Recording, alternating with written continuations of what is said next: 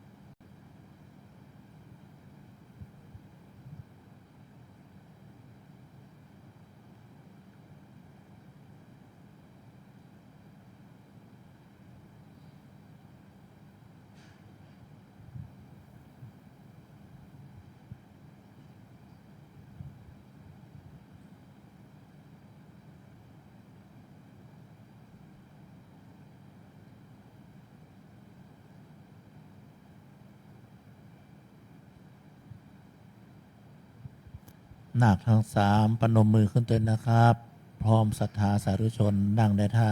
ปกติเรียบร้อยแต่เชิญชวนสาธุชนทุกท่านปนมมือขึ้นตัวนะครับถวายการต้อนรับพระเดชพระคุณหลวงพ่อพระภาวนาธรรมาภิรัตน์เจ้าคณะอำเภอเมืองเชียงใหม่เจ้าอาวาสวัดรำเพิงตะโพธารามเสร็จจากภารกิจวัดพระสิงห์เดินทางมาปฏิบัติหน้าที่ทำการบวชนาคทั้งสามรูปนะครับยกมือไหว้สาถวายการต้อนรับแล้วไม่ต้องเอามือลงนะครับนะเตรียมพร้อมบูชาพระรัตนตรัย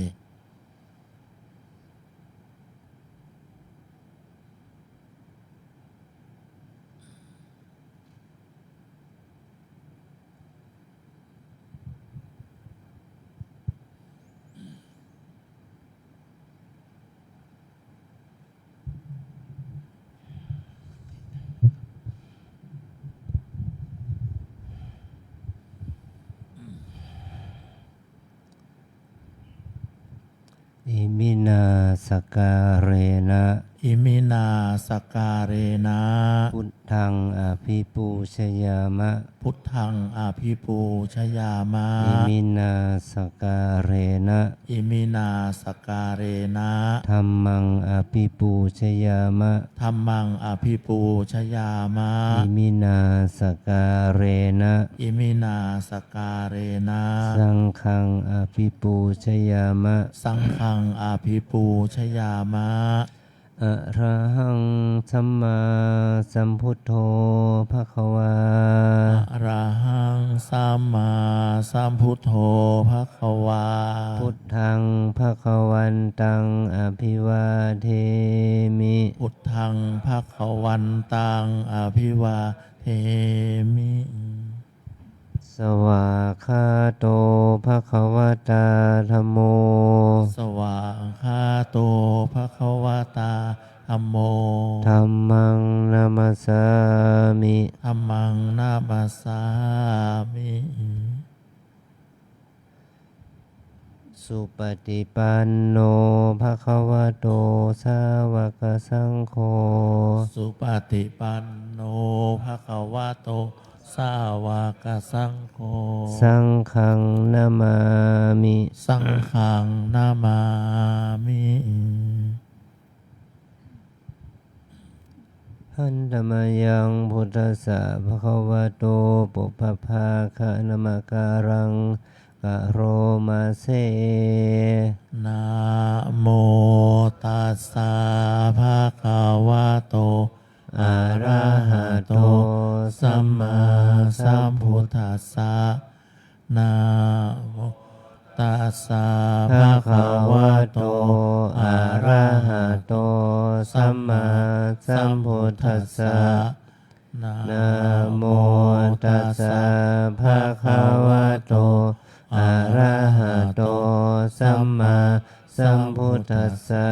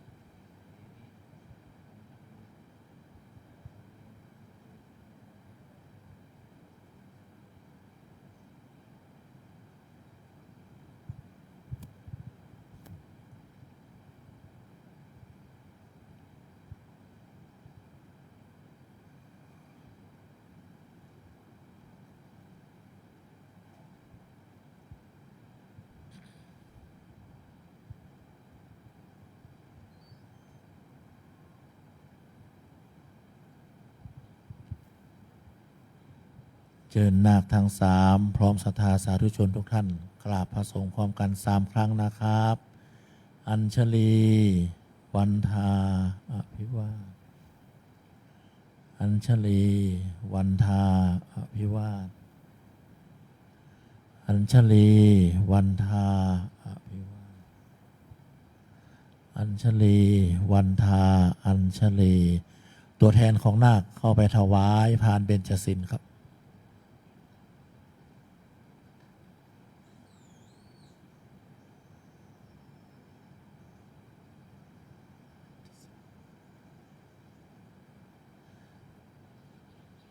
เสร็จแล้วถอยกลับมาที่เดิมครับ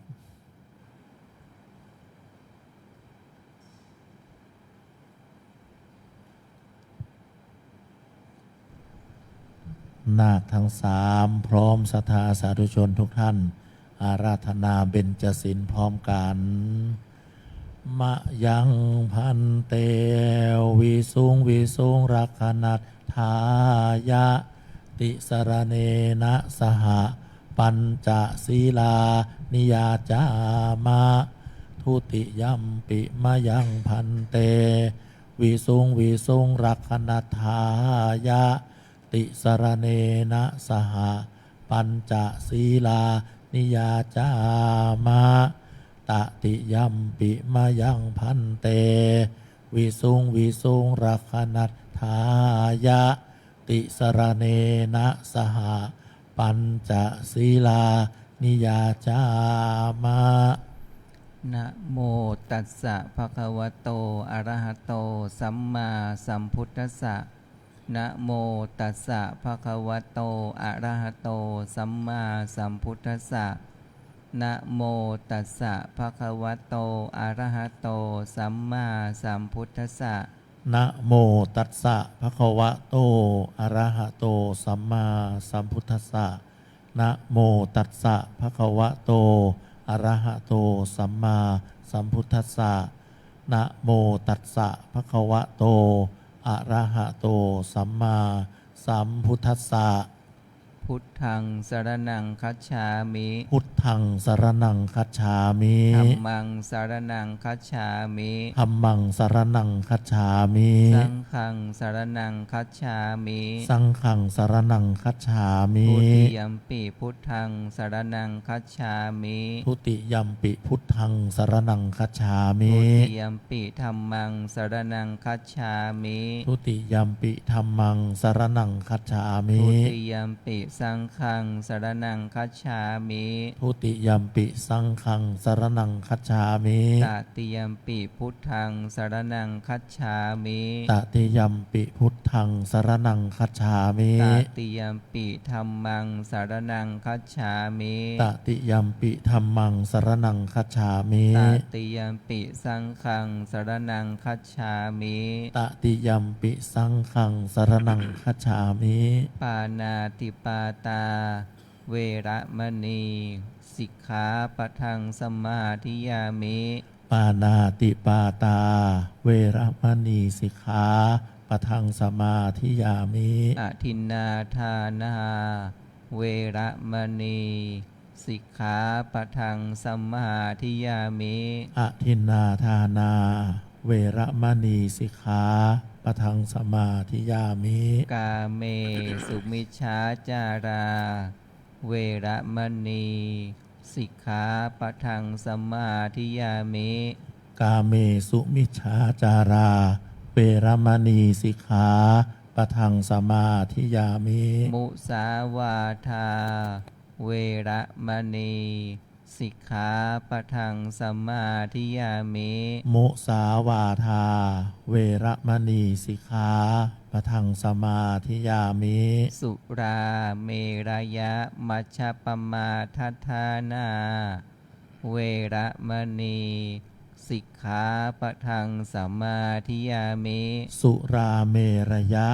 มัชฌปมาทฐานา เวรมณีสิกขาปะทังสมาธิยามิ อิมานิปัญจสิกขาปทานิสิเลนะสุขติงยันติ สาธุ สิเลนะโภคะสัมปทา สาธุ สิเลนะนิพุติงยันติตัสมาสิลังวิโสทะเย อามะพันเต อัญชลี วันทา อภิวาท อัญชลี วันทา อภิวาท อัญชลี วันทา อภิวาท อัญชลี วันทา อัญชลีครับลำดับจากนี้ไปเจอนาคทั้งสามหันหน้ากลับมาหาคุณพ่อคุณแม่ครับ ช่างภาพตากล้องเตรียมพร้อมนะบันทึกภาพถ่ายรูปนะครับ มอบผ้าไตร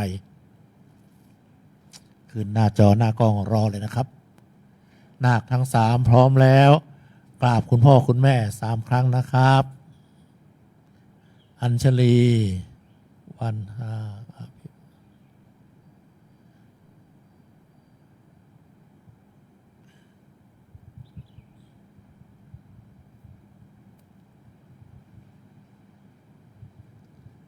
ขยับเข้ามาใกล้ๆนะครับเนาะพร้อมทั้งยื่นมือยื่นแขนออกมา รับเอาผ้าไตรคุณพ่อคุณแม่ขยับเข้าไปหาเลยครับค่อยๆอธิษฐานจิตยกเอาผ้าไตรทอดพาดไว้บนแขนของนาคเหมือนที่สอนตะกี้นะครับนะ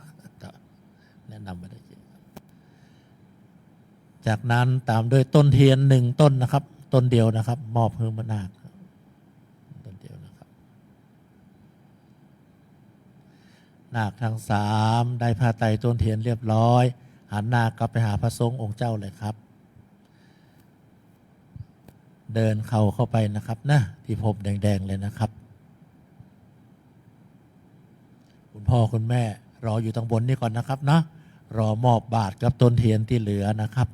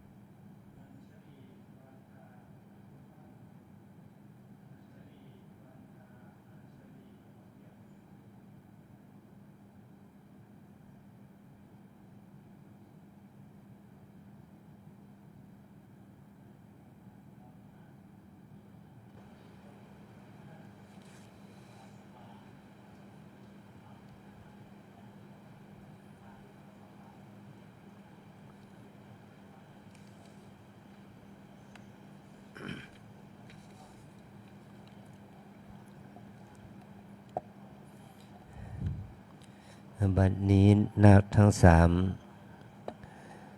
ซึ่งได้มีกุศลศรัทธามาเปล่งวาจาขอบรรพชาอุปสมบท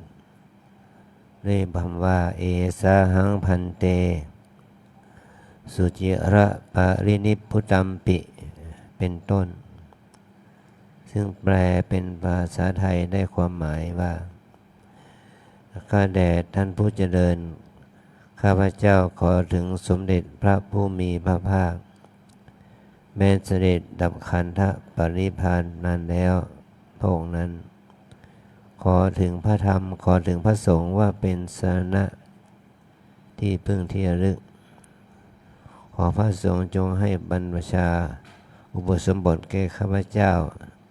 ในพระธรรมวินัยนี้ด้วยเถิด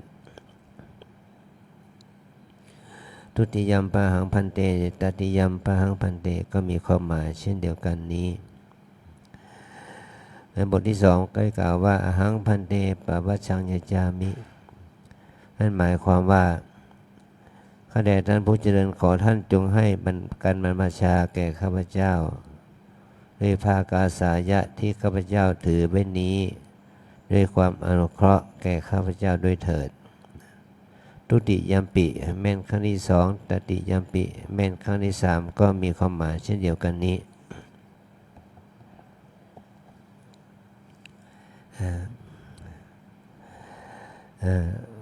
การที่เราได้มาเปล่งวาจาขอถึงพระรัตนตรัยเป็นสรณะเพื่อที่จะบรรพชาอุปสมบทนั้นมันมีคุณค่ายิ่งกว่าที่ว่าชาวบ้านที่ได้เปล่งวาจาขอถึงพระพุทธเจ้าพระธรรมพระสงฆ์เป็นสรณะเหมือนกับว่าพุทธังสรณังคัจฉามิธัมมังสรณังคัจฉามิสังฆังสรณังคัจฉามิอันนี้พอเป็นการกล่าวเป็นในฐานะเป็นอุบาสกอุบาสิกาแต่พอเรากล่าวนี่ในฐานะที่จะเข้าสู่การบวชโดยกล่าวกับสงฆ์ให้สงฆ์ได้รับทราบแล้วก็ได้รู้ถึงข้อวัดปฏิบัติของเรานะ วันนี้มี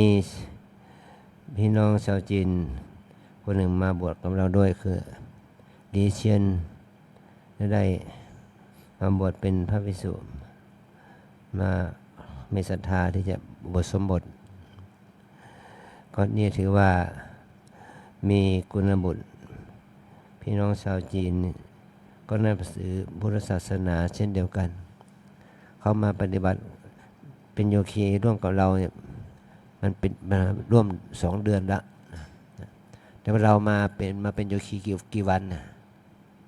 2 วันเขา2 เดือนนะผลของการบวชมันก็ต่างกันแล้วผลของการปฏิบัติมันก็ต่างกันแล้วแต่เราทั้งสองก็ต้องขยันหน่อยมีความเพียรมากหน่อยได้เพื่อให้เป็นบุญแก่ตนได้แก่ครอบครัวแก่พ่อแม่นะเราจงใส่ใจในการบทปฏิบัตินะ เราได้เปล่งวาจาขอถึงพระพุทธเจ้าเราก็จงให้รู้จักพระพุทธเจ้าใน2 สถานะสถานะที่1ก็คือพระพุทธเจ้าโดยบุคคลประวัติท่านกล่าวว่าพระองค์นั้นก็เป็นคนธรรมดานี่แหละแต่มีความเป็นบัณฑิตมีความเป็นผู้มีปัญญาได้เห็นถึงความทุกข์ของสัตว์โลกของมวลมนุษย์มาอย่างเห็นชัดแจ้งเนาะเห็นความทุกข์ยากลำบากของสัตว์โลกก็มีความคิดว่าเราอยากจะเป็นพระพุทธเจ้าเพราะว่าเห็นพระพุทธเจ้าองค์ก่อนๆนั้นมาก่อนแล้วในประวัติศาสตร์นั้นนะแล้วก็พระองค์ก็เลยว่าเราก็อยากจะเป็นพระพุทธเจ้าขอให้เราได้เป็นพระพุทธเจ้าเถอะแล้วก็เราจะช่วย ขนสัตว์โลกที่มีความทุกข์นี่แหละออกไปจากทุกข์ท่านได้ตั้งใจทำความดีสร้างบารมี ว่าขอเขาให้เราเป็นพระพุทธเจ้า และขอให้เรานี่มีบารมีที่จะคนสัตว์โลกเนี่ย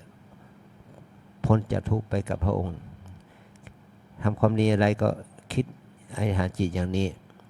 เป็นเวลาถึง7 อสงไขย7 อสงไขยพอพระองค์ได้มีความแก่กล้าทางด้านจิตใจสูงขึ้นเนี่ยพระองค์ก็เอ่ยปากว่าขอให้เราเป็นพระพุทธเจ้าและเราจะด้วยช่วยคนสัตว์ให้ไปสู่ความดับทุกข์เท่านี้เอ่ยปากเราไม่ใช่อธิษฐานในใจก็เอ่ยปากนี่ก็ทำความดีถึง9 อสงไขยแล้วก็พระโพธิสัตว์ที่นึกว่าขอให้เราเป็นพระพุทธเจ้าแล้วก็ออกปากขอให้เราเป็นพระพุทธเจ้าเนี่ยแต่ไม่รับพยากรณ์จากพระพุทธเจ้าแต่ว่าเป็นอนิยตโพธิสัตว์เป็นพระโพธิสัตว์ที่ไม่แน่นอนที่จะได้ตรัสรู้ธรรมเป็นพระสัมมาสัมพุทธเจ้าแต่มาถึงวาระหนึ่งนี่พระองค์ก็มีบารมีธรรมแก่กล้าขึ้นมีพระพุทธเจ้าพระองค์หนึ่งเห็นอุปนิสัยก็ได้พยากรณ์ว่าบุคคลนี้จะได้เป็นพระพุทธเจ้าพระองค์หนึ่งในวันข้างหน้าอีก4 อสงไขยแสนกับนั่นก็เมื่อพระองค์ได้เป็นในชาตินั้นพระองค์ได้เป็นดาบสพระองค์ก็ได้รับพยากรณ์จากพระพุทธเจ้าทีมังกรว่าท่านจะได้เป็นพระพุทธเจ้าต่อจากนี้ไปอีก4 อสงไขยแสนกับเนี่ยนี่แหละพระองค์ก็ได้พัฒนา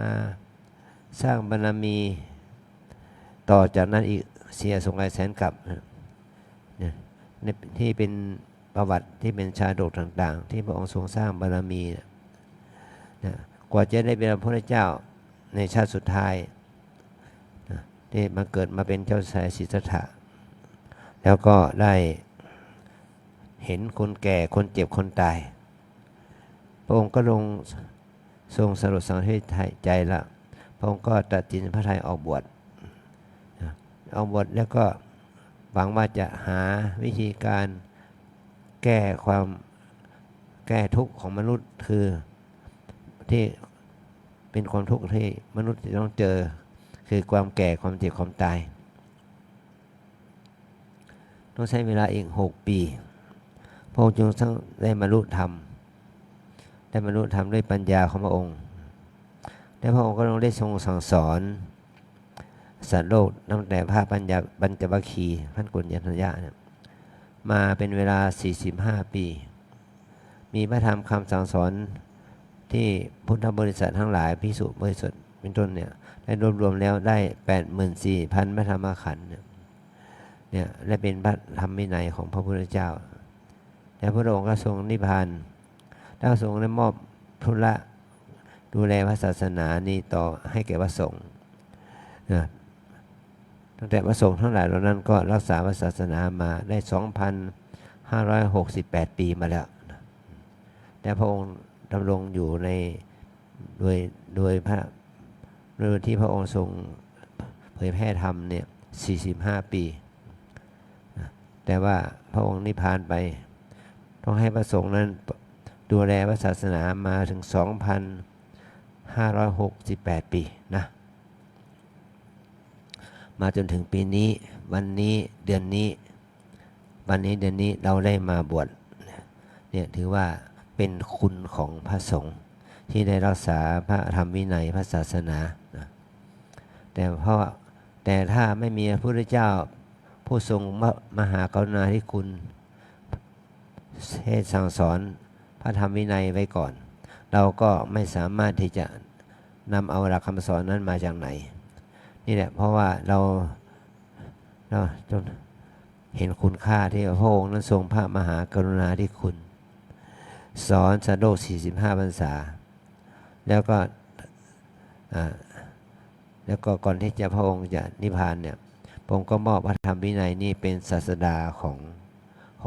องพุทธบริษัททั้งหลายนะนี่เราทั้งหลายก็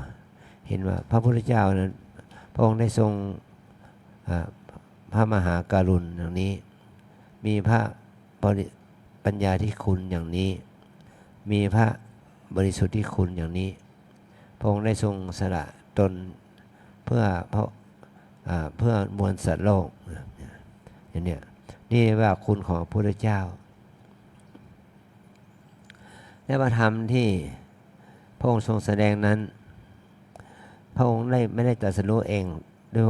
ไม่ได้ตรัสรู้เฉพาะพระองค์เองพระองค์ได้สอนสัตว์โลกเนี่ยได้ตรัสรู้ตามเป็นพระอรหันต์เหมือนผู้หมดกิเลสตามพระองค์ไปนับหมื่นนับแสนนับล้านเนี่ยได้เป็นพระอริยเจ้านับล้านนับโกฏที่มีมาตั้งแต่สมัยพุทธกาลจนถึงทุกวันนี้ก็มีผู้ที่พบธรรมเราเห็นได้อานิสงส์ของการประพฤติธรรมตามคำสอนของพระพุทธเจ้าเนี่ยได้สุคติพบสุคติภูมิมนุษย์สมบัติสวรรค์สมบัตินี่มากมายมหาศาลนี่เพราะว่าพระธรรมคำสอนของพระพุทธเจ้าเรียกว่าในวันมาฆบูชาที่ท่านได้ตรัสสอนว่าละความชั่วทั้งปวงทำแต่ความดีทำใจให้บริสุทธิ์เนี่ยนี่แหละเป็นคำสอนที่เป็นหลักการที่ไม่มีใครจะขัดแย้งได้ ถ้าเราประพฤติตามคำสอนของพระพุทธเจ้าละชั่วทำดีทำใจให้บริสุทธิ์ก็มีแต่ดีขึ้นนะเราจะต้องดีจนถึงขนาดที่ว่าดับทุกข์ได้เข้าถึงมรรคผลนิพพานได้และคำสอนเหล่านั้นก็พระสงฆ์ทั้งหลายก็นำเอามาสอนมวลมหาชนต่อไปได้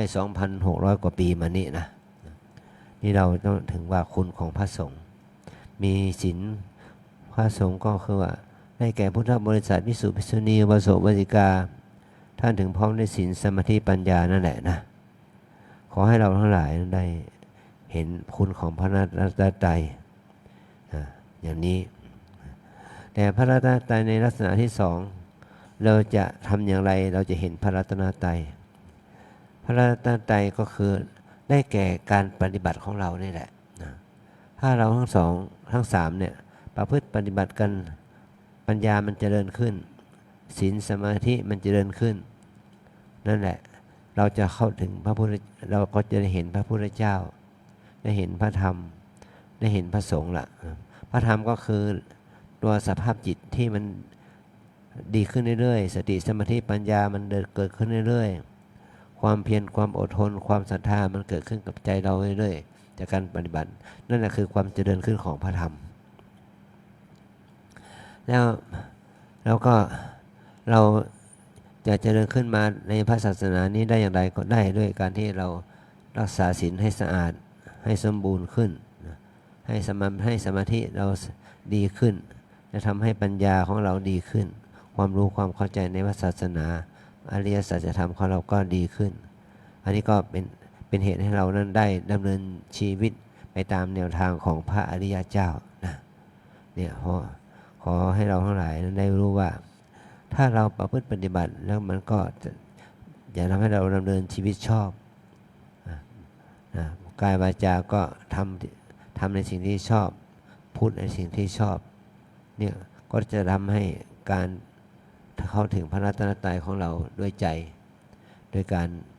พัฒนาตัวเองนะ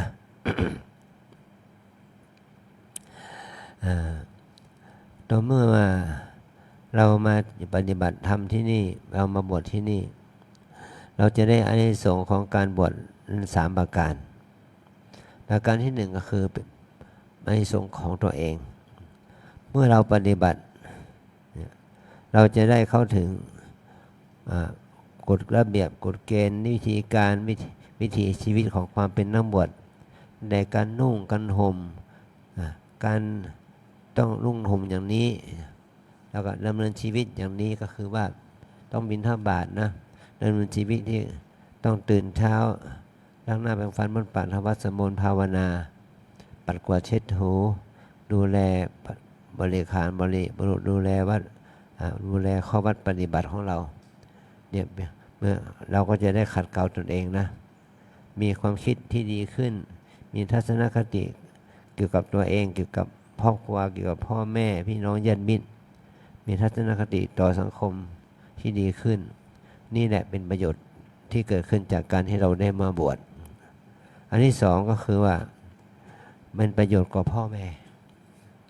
เพราะว่าเรามาบวชปั๊บพ่อแม่ก็ได้บุญนะพ่อแม่ปู่ย่าตายายก็ได้บุญกับเราไปด้วยพ่อแม่ได้อานิสงส์ตามพระวิธรรมพระวินัยเพราะว่าเราบวชเนี่ย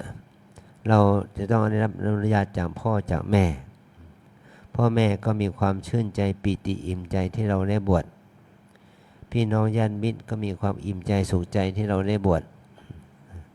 เพราะว่าการบวชนั้นเป็นเหตุให้เรานั้นมีความเจริญในพระธรรมวินัยนี้แล้วก็เราก็ทำให้พ่อแม่มีความสุขพ่อแม่ก็ได้บวชใจของตนเองไปด้วยพ่อแม่ได้ถวายอัฐบริขารบาตรจีวรแก่เราเพื่อให้เราได้นำเอามาใช้ในชีวิตของนักบวชนี่นะนี่เป็นเหตุให้พ่อแม่ที่มีศรัทธาอยู่แล้วให้มีศรัทธายิ่งขึ้นพ่อแม่ที่ได้แผ่อุทิศความดีงามเกื้อกูลให้เรานั้นได้บวชในพระศาสนาอันที่สามเนี่ยเราได้ประโยชน์ต่อพระศาสนาเมื่อเราได้มาบวชปั๊บเนี่ยก็ทำให้ภิกษุบริษัทเกิดขึ้นทั้งสามองค์เนี่ยเราภิกษุแล้วปัจจุบันนี้ภิกษุในประเทศไทยเราเนี่ยมีไม่เกิน 300,000 รูปเราก็มาเพิ่มจำนวนพระภิกษุขึ้นมาอย่างน้อยสุดก็3 องค์นะวันนี้แล้วทำให้เราเป็นเนื้อนาบุญของญาติโยมญาติโยมก็จะได้ทำบุญกับเราเราจะได้ประพฤติปฏิบัติตามธรรมวินัยก็เป็นพระภิกษุที่ดีก็จะทำให้พระศาสนาตั้งมั่นและยั่งยืนที่เราจะได้มีโอกาสสร้างบุญสร้างกุศลในโอกาสที่เราได้มาบวชเนี่ยนะเนี่ยเราบวชนี่เราจะได้อานิสงส์บุญกุศลนี้พ่อแม่ก็ได้ทำบุญสุนทานเราก็ได้ความดีตอบแทนค่าข้าวปลาอาหารของพ่อแม่ญาติโยมที่มาทำบุญสุนทานทำบุญตักบาตรแก่พวกเราทั้งหลายนะ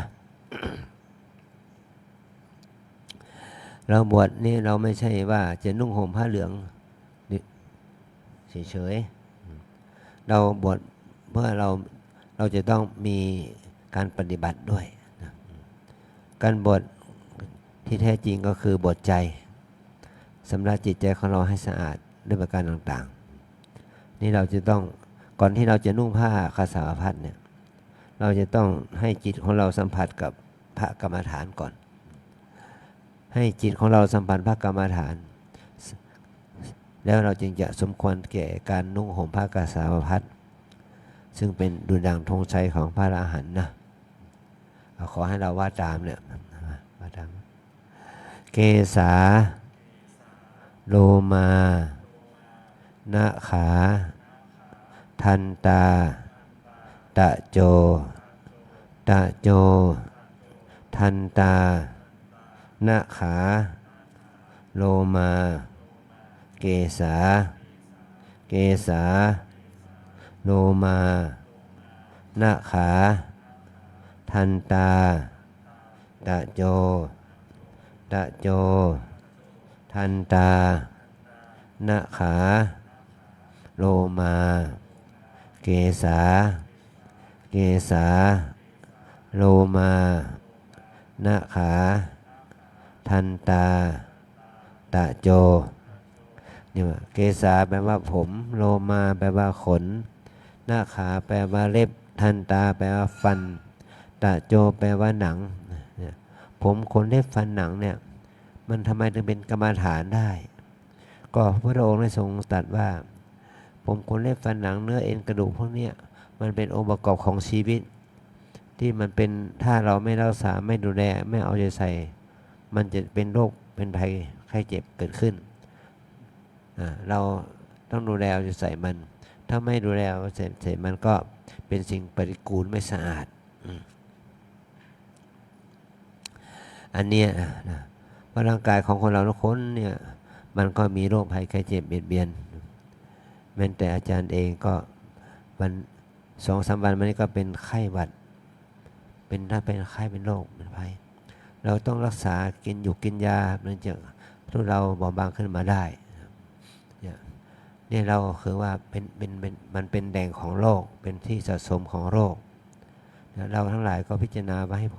ให้พิจารณาเห็นว่าผมขนเล็บฟันหนังก็เป็นแดงสะสมของเชื้อโรคเป็นบ่อเกิดของสิ่งปฏิกูลต่างๆให้เราพิจารณาอย่างนี้แล้วเราจะรู้สึกถึงสิ่งที่มีโทษในร่างกายของเรานี้มันเป็นของปฏิกูลไม่สะอาดนะมันจะไม่ก่อให้เกิดความยินดีพอใจในความสวยความงามนี่แหละเราจะได้พิจารณาว่าร่างกายนี้เป็นของปฏิกูลไม่สะอาดให้เรารู้ถึงความเป็นจริงของร่างกายนี้เป็นเช่นนี้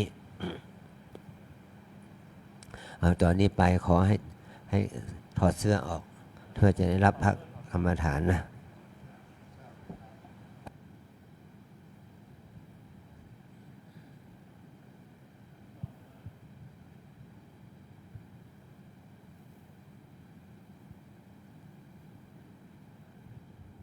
ช่วงเวลานี้นาคทั้ง3ก็จะได้ไปเปลี่ยนชุดนาคออกนะครับเนาะเปลี่ยนเป็นชุดผ้าจีวรผ้ากาสาวพัสหลังจากที่ได้รับกรรมฐานจากพระอุปัชฌาย์อันมีผมมีขนมีฟันมีเล็บมีหนังเป็นที่เรียบร้อยแล้วไปพิจารณานะครับเนาะงามก่อนงามที่ผมขนเล็บฟันหนังบางงามน่าเกลียดน่ากลัวก็ที่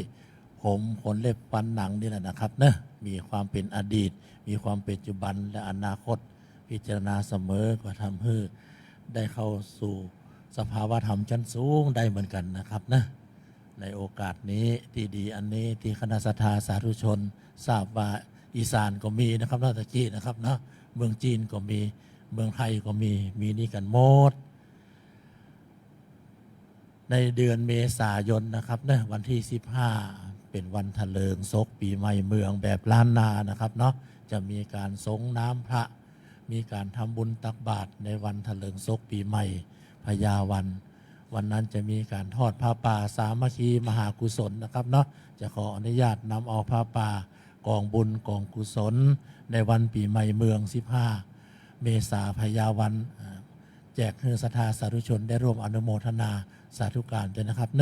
นื่องจากว่าจะสมทบทุน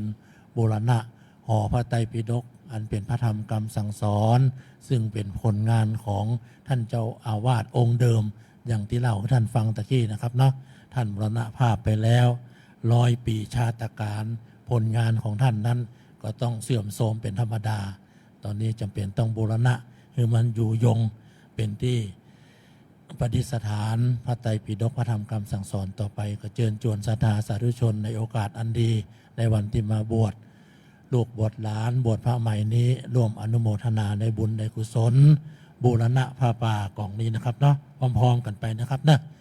เดือนเมษายนนะครับนะไม่ใช่วันนี้เจ้านะครับเนาะคุณพ่อคุณแม่รับเอาตามหน้าบุญนะครับนะพิจารณาอ่านเนื้อหาดูก่อนนะครับเนาะทั้งรูปนี้ท่านใดต้องการร่วมบุญรับเอาได้นะครับนะผ้าป่าบูรณะหอพระไตรนะครับนะครับผมรับเอาได้นะครับนะนั่นนะครับเนาะ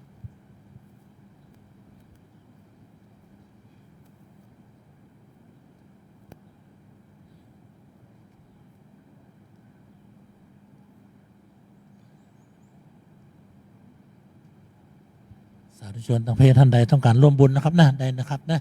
ครับเอาก็ผ้าไตรผ้าป่าหอพระไตรนะครับนะทอดเมษานะครับนะเอาไม่ใช่ฮะผ้าป่านี่ผ้าป่าครับผ้าป่าครับเอาก็อ่านดูก่อนนะครับนะวันร่วมบุญนะครับนะท่านใดต้องการนี่คนจีนกันคนจีนก็ได้นะครับนะเอาบอกนะแจกกันไปนะครับนะตามหน้าบุญกันแล้วกันนะครับนะ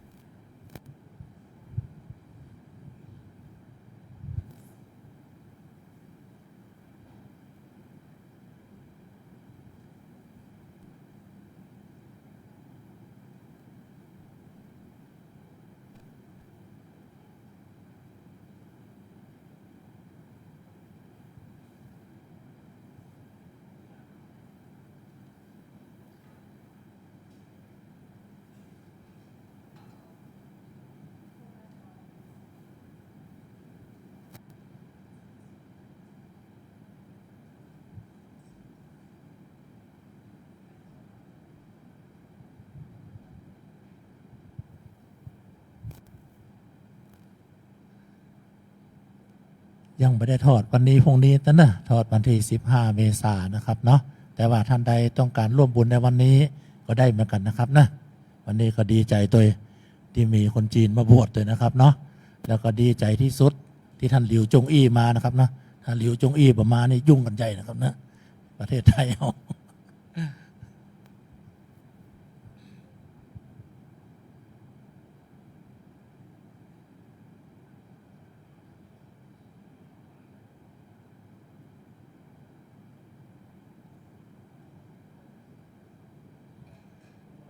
อันนี้เป็นว่าที่สามเณรอยู่นะยังมาใจพระใหม่เนนใหม่เต้นนะกำลังเตรียมตัวรอรับศีล10เป็นสามเณรนะครับนั่งรอก่อนนะครับนะครับแล้วตรงนี้ just moment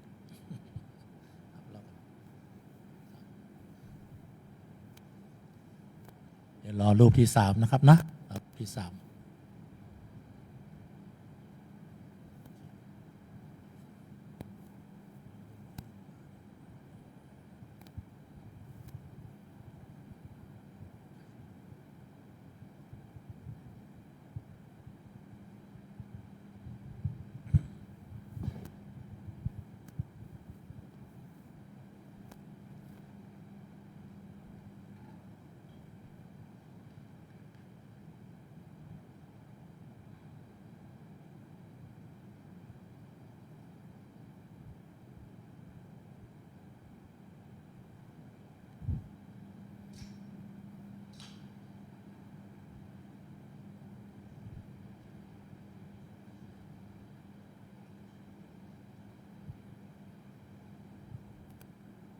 ชุดหนักนั้นเอาไปซักที่บ้านก่อนก็ได้นะครับนะก็เอามาคืนสำนักงานสงฆ์นะครับเนาะ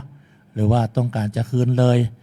ฝากเงินทำบุญก็เปิ้นเป็นการทำความสะอาดก็ได้เหมือนกันนะครับเนาะคำเดียวแล้วพิธีกรรมพิธีการก็ตัดสินใจนะครับเนาะจะคืนเลยหรือว่านำไปซักทำความสะอาดที่บ้านก็เอามาคืนวันหลังก็ได้นะครับ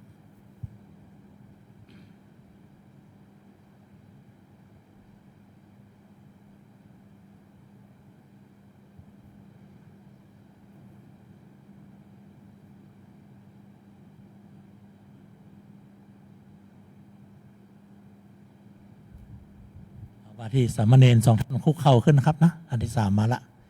คุกเข่าแล้วนำผ้ารับประเคนออกจากอกมานะครับนะช่างภาพตากล้องเตรียมพร้อมนะครับบันทึกภาพถ่ายรูปนะครับนะมอบบาตรกับต้นเทียน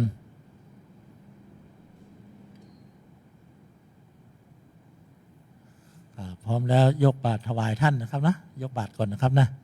ยกบาตรวางบนผ้านะครับยกบาตรวางบนผ้าต้นเทียน2 ต้นนะครับวางที่ชายผ้าครับจากนั้นว่าที่สามเณรย้ายบาตรออกจากผ้าครับย้ายบาตรออกวางข้างๆย้ายต้นเทียนออกเพื่อที่จะเก็บผ้าไว้ที่เดิมนะครับครับเก็บผ้ารับประเคนไว้ที่อกตามเดิม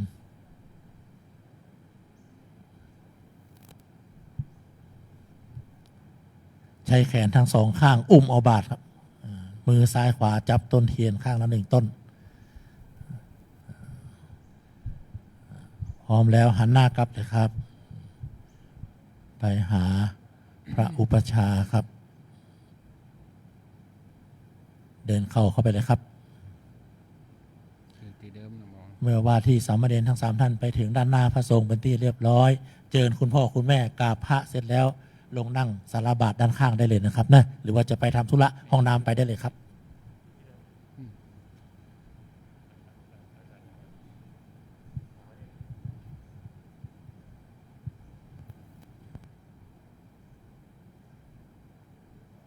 ไปอยู่ที่เดิมให้ได้ไม่ใจประตูด้านข้างเลยนะครับนะใจประตูข้าง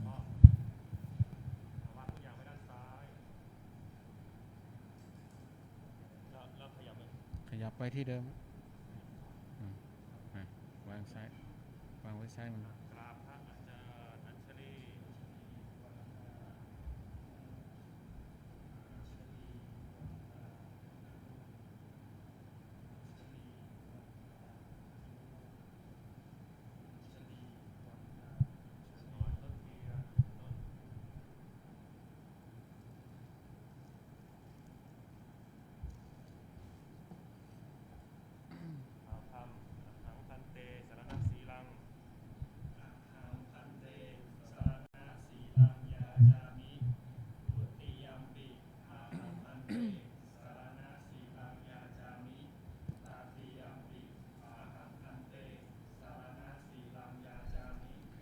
นะโมตัสสะภะคะวะโตอะระหะโตสัมมาสัมพุทธัสสะนะโมตัสสะภะคะวะโตอะระหะโตสัมมาสัมพุทธัสสะนะโมตัสสะภะคะวะโตอะระหะโตสัมมาสัมพุทธัสสะ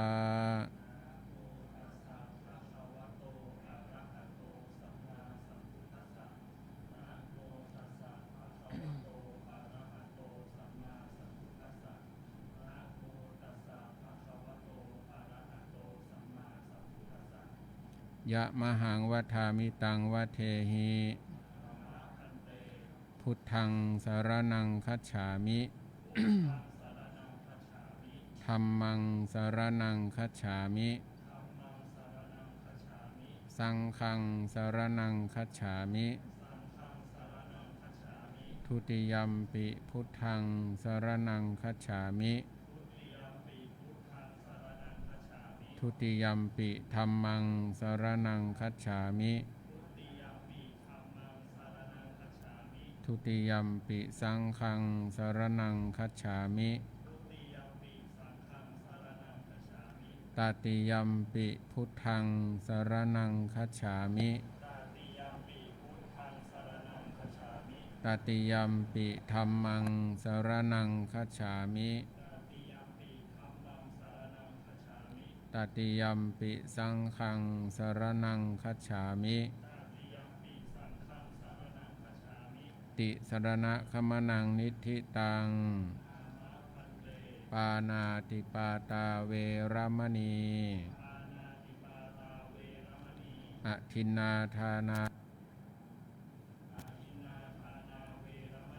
อะพรหมจริยาเวรมณีมุสาวาทาเวรมณี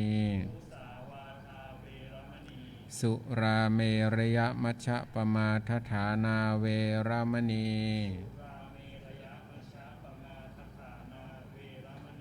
วิกาลโภชนาเวรมณี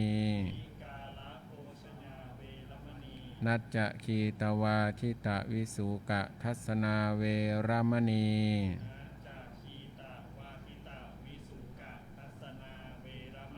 มาลาคันทะวิเลปนะธารณะมันดนะวิภูสนัฏฐานาเวรมณี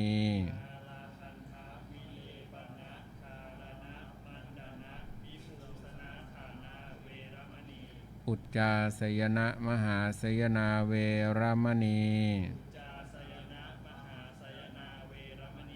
ชาตะรูปรัชตะปฏิฆหนาเวรมณี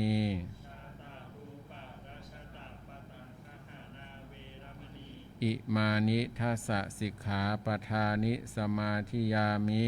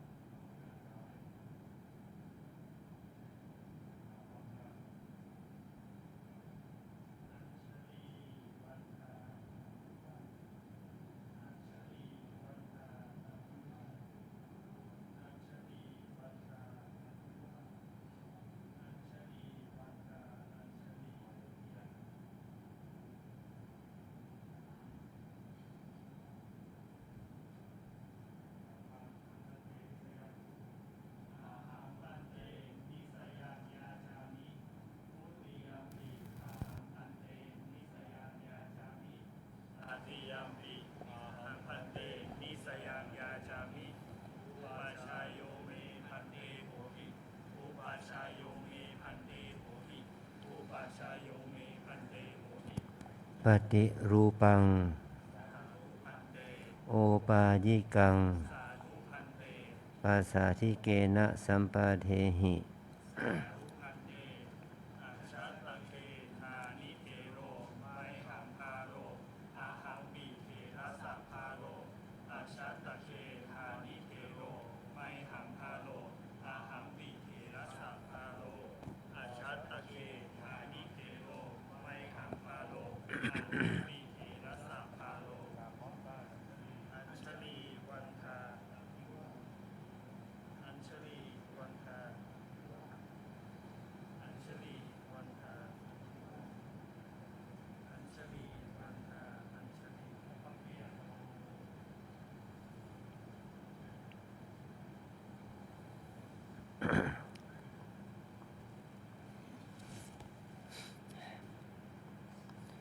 ร บัดนี้เธอทั้งสามได้เป็นสามเณรแล้ว เมื่อเธอได้รับพระไตรสรณคมวัตติยัมปิสังฆังสรณังคัจฉามินั่นแหละวันนี้เราได้เป็นสามเณรหลังจากนั้นเราก็รับศีล10 ข้อเป็นข้อศีลที่สามเณรพึงประพฤติปฏิบัติ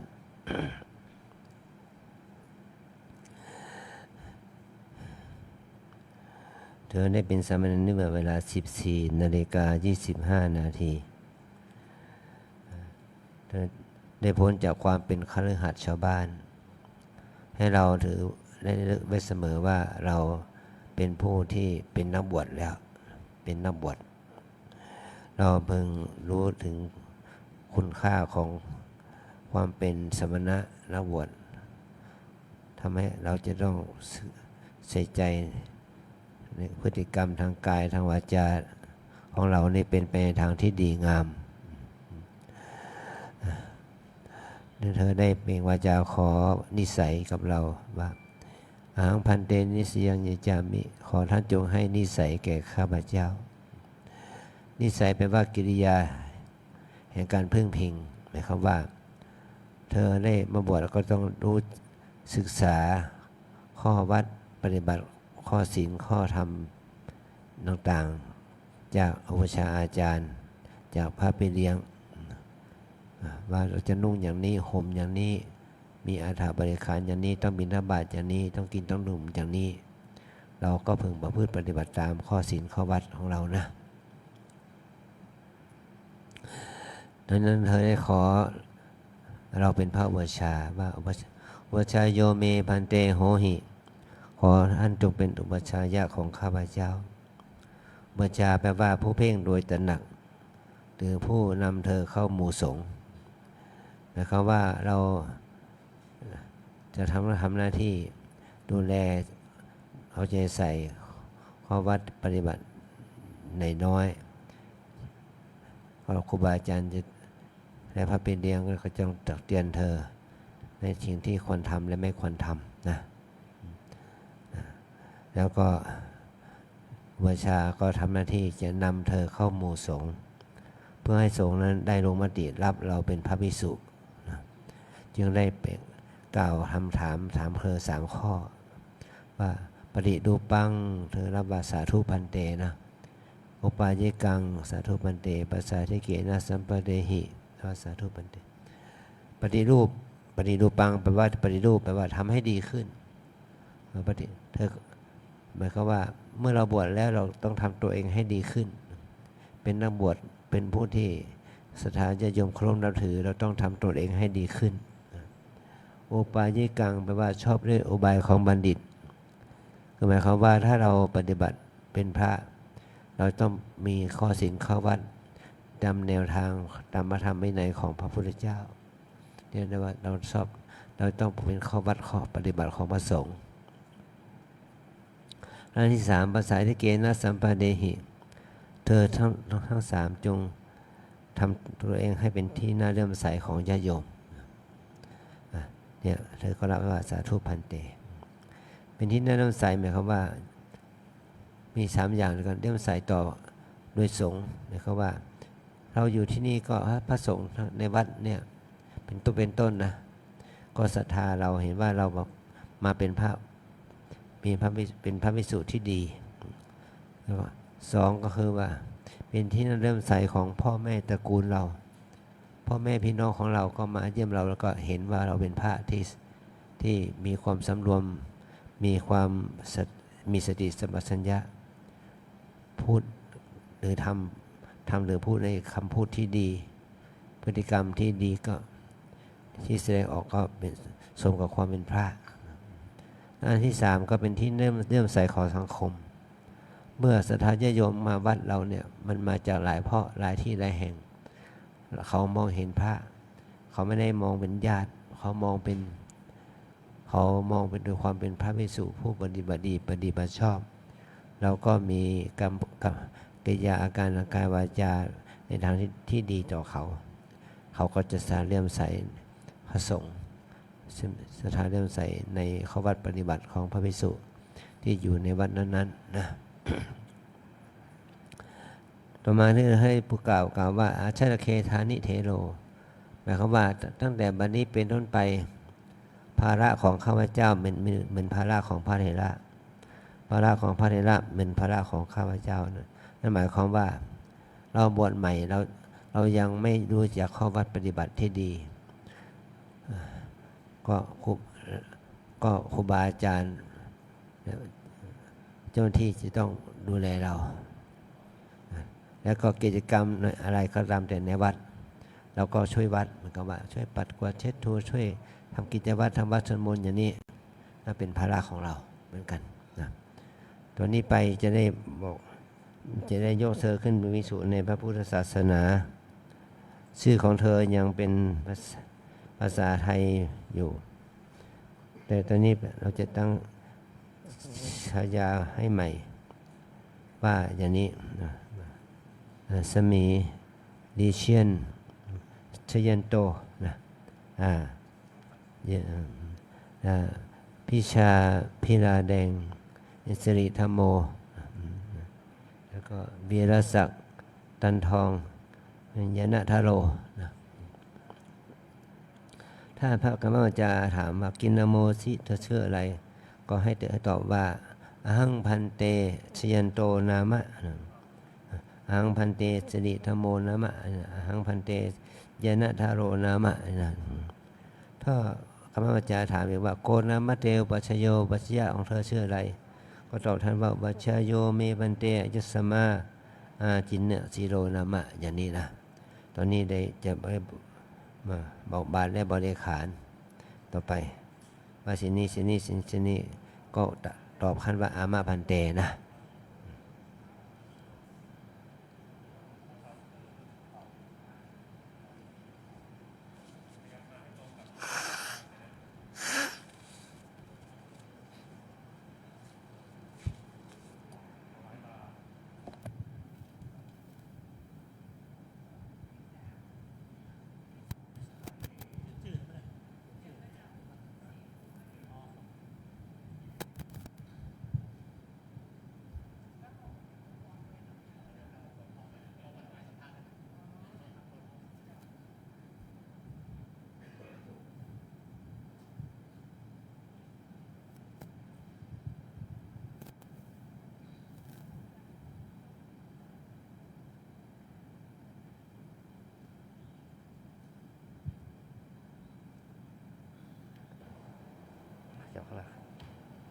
อายันเตปะโตอายังสังฆาติตลาสังโฆอายังอันตรวาสโกขัจฉะอมุมเหสีหิทัทะถอยออกไป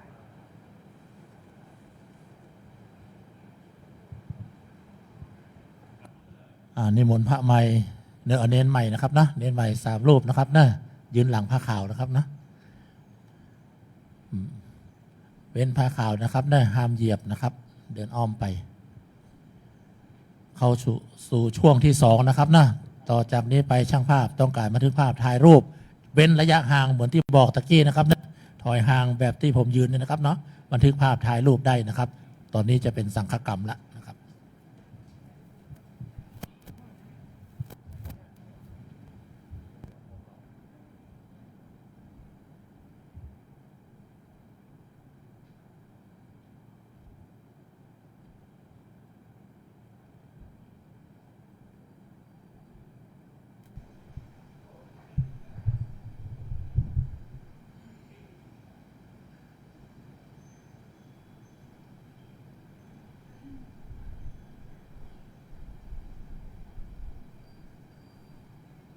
นะโมตัสสะภะคะวะโตอะระหะโตสัมมาสัมพุทธัสสะนะโมตัสสะภะคะวะโตอะระหะโตสัมมาสัมพุทธัสสะนะโมตัสสะภะคะวะโต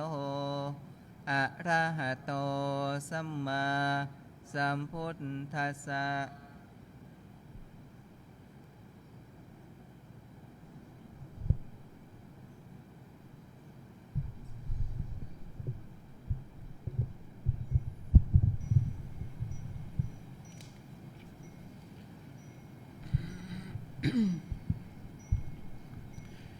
สุนาตุเมพันเตสังโฆชยันโตจะสิริธรรมโมจะญาณทโรจะอายะสมะโตจินนสีลสะอุปสัมปทาเปคายะทิสังคสัพพตะกัลลังอาหังชยันตันจะสิริธรรมันจะญาณทรันจะอนุสาสยัง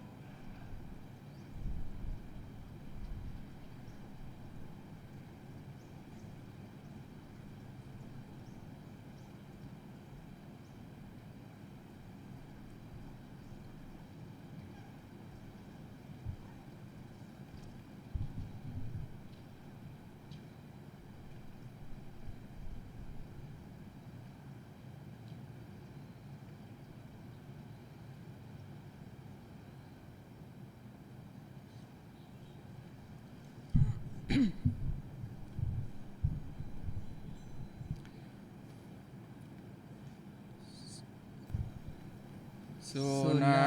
ตุเมพันเตสังโฆชยันโตจะสิริธรรมโมจะญาณทโรจะอายะสมะโตจินสีลสะอุปสัมปทาเปคาอนุสิทธาเตมยายะทิสังคสัพพตะกัลลังชยันโตจะสิริธรรมโมจะญาณทโรจะอาคาชัยยุงอาคัจฉทะเข้ามา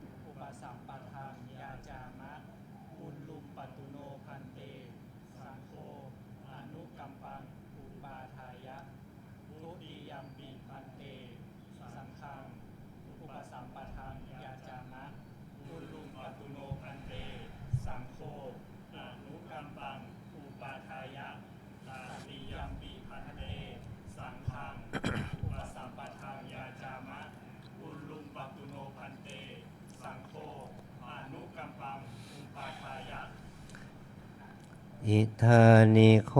อาวุโสอายัญจะชยันโตนามาสามเณโรอายัญจะสิริธรรมโมนามาสามเณโรอายัญจะญาณธาโรนามาสามเณโรมะมะอุปสัมปทาเบคาอุปสัมปทังอากังขามานาสังขังยาจันติอหังสัพพวิมังสังฆังอาชิสามิสาธุอวโสสัพโพยังสังโฆอิมันจะสยันตังนามาสามเณรังอิมันจะสิริธรรมังนามาสามเณรังอิมันจะญาณธารังนามาสามเณรังอันตรายเกธัมเมปุสิตวะตถาปทัคครตังยตวายติจุเทนะกัมเมนะอกุเปนะทานาระเหนะอุปสัมบาเทมาติกัมมัสนิทานังกโรตุ สาธุสุนาตุเมพันเตสังโฆอายัญจะชยันโตอายัญจะสิริธรรมโมอายัญจะญาณธาโรอายะสมะโตอาจินนาสิลาสะอุปสัมปทาเปคายะทิสังคสัปปะตะกลังอาหังชยันตันจะสิริธรรมันจะญาณธารันจะอันตรายิเกธรรมเมปุชัยยังสุนาสิชยันตะสุนาสิสิริธรรมะสุนาสิญาณธาระอายันเตสัจจกาโลพุตตกาโลยังชาตังตังปุชามิสันตังอธิติวัตตพังอาสันตังอธิติวัตตพังสันติเตเอวะรูปาอาภาธากุทังคันโทกิลาโสโสโสอัปปมาโรมนุโสสิปุริโสสิพุชิโสสิอนันโนสินาชิราชปโตอนุญญาโตสิมาตาปิตุเฮปาริปุณณวิสติวโสสิปาริปุณณันเตปตาจิวรังกินาโมสิ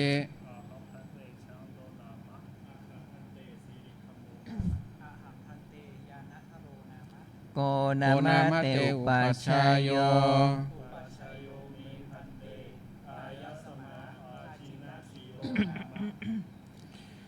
สุนาตุเมพันเตสังโฆอายัญจะชยันโตอายัญจะสิริธรรมโมอายัญจะญาณธาโรอายะสมะโตอาจินนาสิลาสะอุปสัมปทาเปคา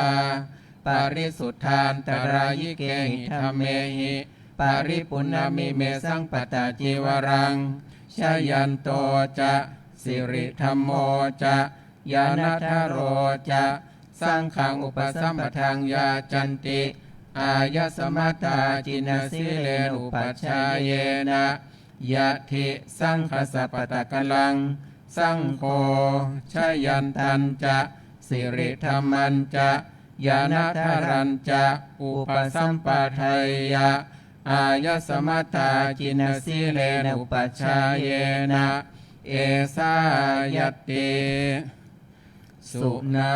ตุเมพันเตสังโฆอายัญจะชยันโตอายัญจะสิริธรรมโมอายัญจะญาณธาโรอายะสมัตโตอาจินนาสิลาสะอุปสัมปทาเปคาปาริสุทธานตรายิเกหิธรรมเมหิปาริปุณณมิเมสังปตาจิวรังชยันโตจะสิริธรรมโมจะญาณธาโรจะสังฆังอุปสัมปทังยาจันติอายะสมัตตาจินสิเลนะอุปัชชาเยนะสังโฆชยันตันจะสิริธรรมันจะญาณธารันจะอุปสัมปเทติอายะสมัตตาจินสิเลนะอุปัชชาเยนะยัสสายะสมัตโตกามติชยันตสัจจะสิริธรรมสัจจะญาณธาราสัจจะอุปสัมปทาอายะสมัตตาจินสิเลนะอุปัชชาเยนะโสตุนหัสสะ ยัสสนคมติโสภาไสยะทุติยัมปิเอตมัทวัฏฐามิ สุนาตุเมพันเตสังโฆอายัญจะชยันโตอายัญจะสิริธรรมโมอายัญจะญาณทโรอายสมัตโตอาจินสีลาสาปสัมปทาเปคาปาริสุทธานตรายิเกหิธรรมเมหิปาริปุณณมิเมสังปตาจิวรังชยันโตจะสิริธรรมโมจะญาณทโรจะสังฆังอุปสัมปทังยาจันติอายสมัตตาจินสีเลนุปัชฌายเยนะสังโฆชยันตันจะสิริธรรมันจะญาณทรันจะอุปสัมปะเทติอายสมัตตาจินสีเลนุปัชฌายเยนะ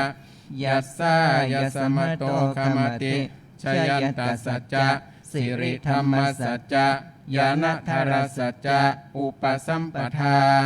อายสมัตตาจินสีเลนุปัชฌายเยนะโสตุนหัสสะยัสสนคมติโสภาไสยะตติยัมปิเอตมัทวัฏฐามิสุนาตุเมพันเตสังโฆอายัญจะชยันโตอายัญจะสิริธรรมโมอายัญจะญาณทโรอายสมัตโตอาจินสีลาสาอุปสัมปทาเปคาปาริสุทธานตรายิเกหิธรรมเมหิปาริปุณณมิเมสังปตาจิวรังชยันโตจะสิริธรรมโมจะญาณทโรจะสังฆังอุปสัมปทังยาจันติอายสมัตตาจินสีเลนุปัชฌายเยนะสังโฆชยันตันจะสิริธรรมันจะญาณทรันจะอุปสัมปะเทติอายสมัตตาจินสีเลนุปัชฌายเยนะยัสสายสมัตโตคมติชยันตัสสัจจะสิริธรรมสัจจะญาณทรสัจจะอุปสัมปทาอายสมัตตาจินสีเลนุปัชฌายเยนะโสตุนหัสสะยัสสนกมติโสภาไสยะอุปสัมปันนาสังเคนะชยันโตจะสิริธรรมโมจะญาณทโรจะอายสมัตตาจินสีเลนุปัชฌายเยนะขมติสังคสะตัสมาตุนหีเอวะเมตังทารยามิ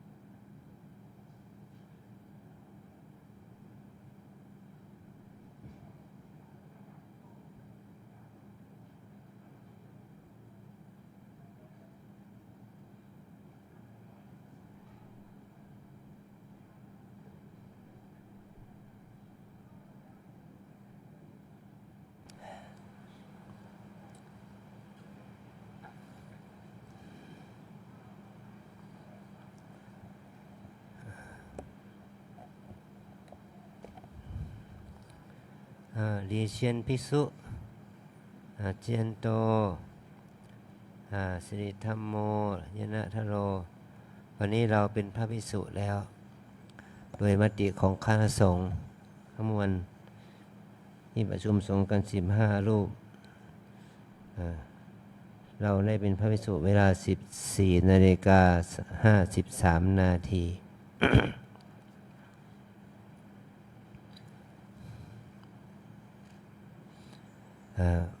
องค์พระสัมมาสัมพุทธเจ้าทรงบัญญัติให้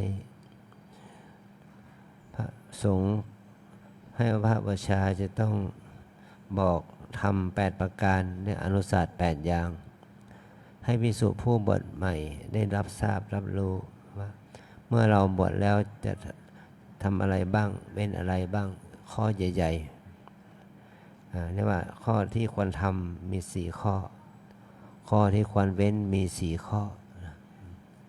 ข้อที่ควรทำหมายความว่า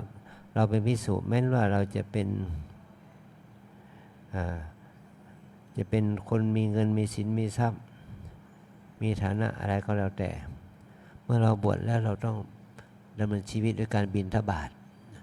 ขอมีอาศัยอาหารชาวบ้านเลี้ยงชีพไม่ใช่ว่ามายกลงความาตั้งอาหารเลี้ยงปากเลี้ยงท้องเราก็ไม่ได้ เราต้องอาศัยอาหารจากชาวบ้านนะอันสองเมื่อเราบวชแล้วเราต้องเปลี่ยนสีผ้าเปลี่ยนเสื้อผ้าชาวบ้านมันมีหลากหลายสีพอเรามาบวชแล้วก็มาเปลี่ยนสีผ้าเป็นผ้ากสาวพัดเนี่ยเป็นเท่าเรียกว่าผ้าบางสกุลนุ่งห่มผ้าบางสกุล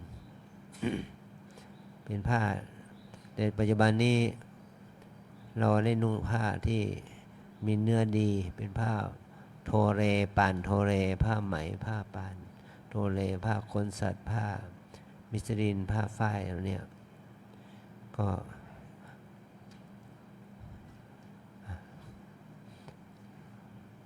ทำให้เราสะดวกขึ้นอันที่3ภิกษุเมื่อบวชแล้วก็เมื่อเราออกจากบ้านเรือนมานี่เราก็มาอยู่วัดมาอยู่อารามมาอยู่ป่าอาศัยอยู่โคนต้นไม้แต่ปัจจุบันนี้มันก็มีกุฏิมีโบสถ์มีวิหารแล้วเราก็อาศัยกุฏิศาลาเหล่านั้นก็ให้เราช่วยกันความสะอาดปัดกวาดเช็ดถูให้ดีเนี่ยเราแต่ก่อนเนี่ยเราก็อยู่ใต้ต้นไม้ใต้ร่มไม้อยู่ในป่านะเราจะอาศัยเงื่อมหินในถ้ำมีอาคารมีก็เป็นของที่ใช้ได้แต่ที่ตามวินัยก็เราต้องอยู่ใต้ต้นไม้นะแต่ทีนี้เราต้องอาศัยกุฏิใต้ต้นไม้กัน กุฏิใต้ต้นไม้นะ แม้จะได้ยินเสียงกิ่งไม้ตกใส่หลังคาก็ไม่ต้องกลัวว่าเป็นผีนะหรือคนมากวาดหลังคาตอนที่เราขณะหลับนอนเนี่ยก็อย่าไปกลัวว่าเป็นผีมาหลอกเรานะอันที่4ภิกษุเมื่อบวชแล้วฉันเมื่อป่วยไข้อาพาธเมื่อเราป่วยไข้เราก็ต้องกินชั้นยายาดองในน้ำมูดหรือยาดองในน้ำปัสสาวะแต่ยังมีอัตเรกลาภก็ใช้เนยใส่ในข้นน้ำมันถ้าพึ่งน้ำอ้อยตอนถึงว่าถ้าเราปัจจุบันก็มียาแผนไทยแผนปัจจุบันเป็นยาสมุนไพรหรือยาเคมีพันรวมไปถึงวัคซีน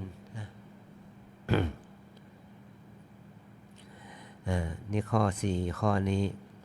บิณฑบาตนุ่งห่มผ้าบางสกุลอยู่ใต้ต้นไม้สัญญาดองในน้ำมูลเรามีแค่ข้อเดียวที่บิณฑบาต3ข้อนี้ก็อนุโลมไปตามปัจจุบันอาการ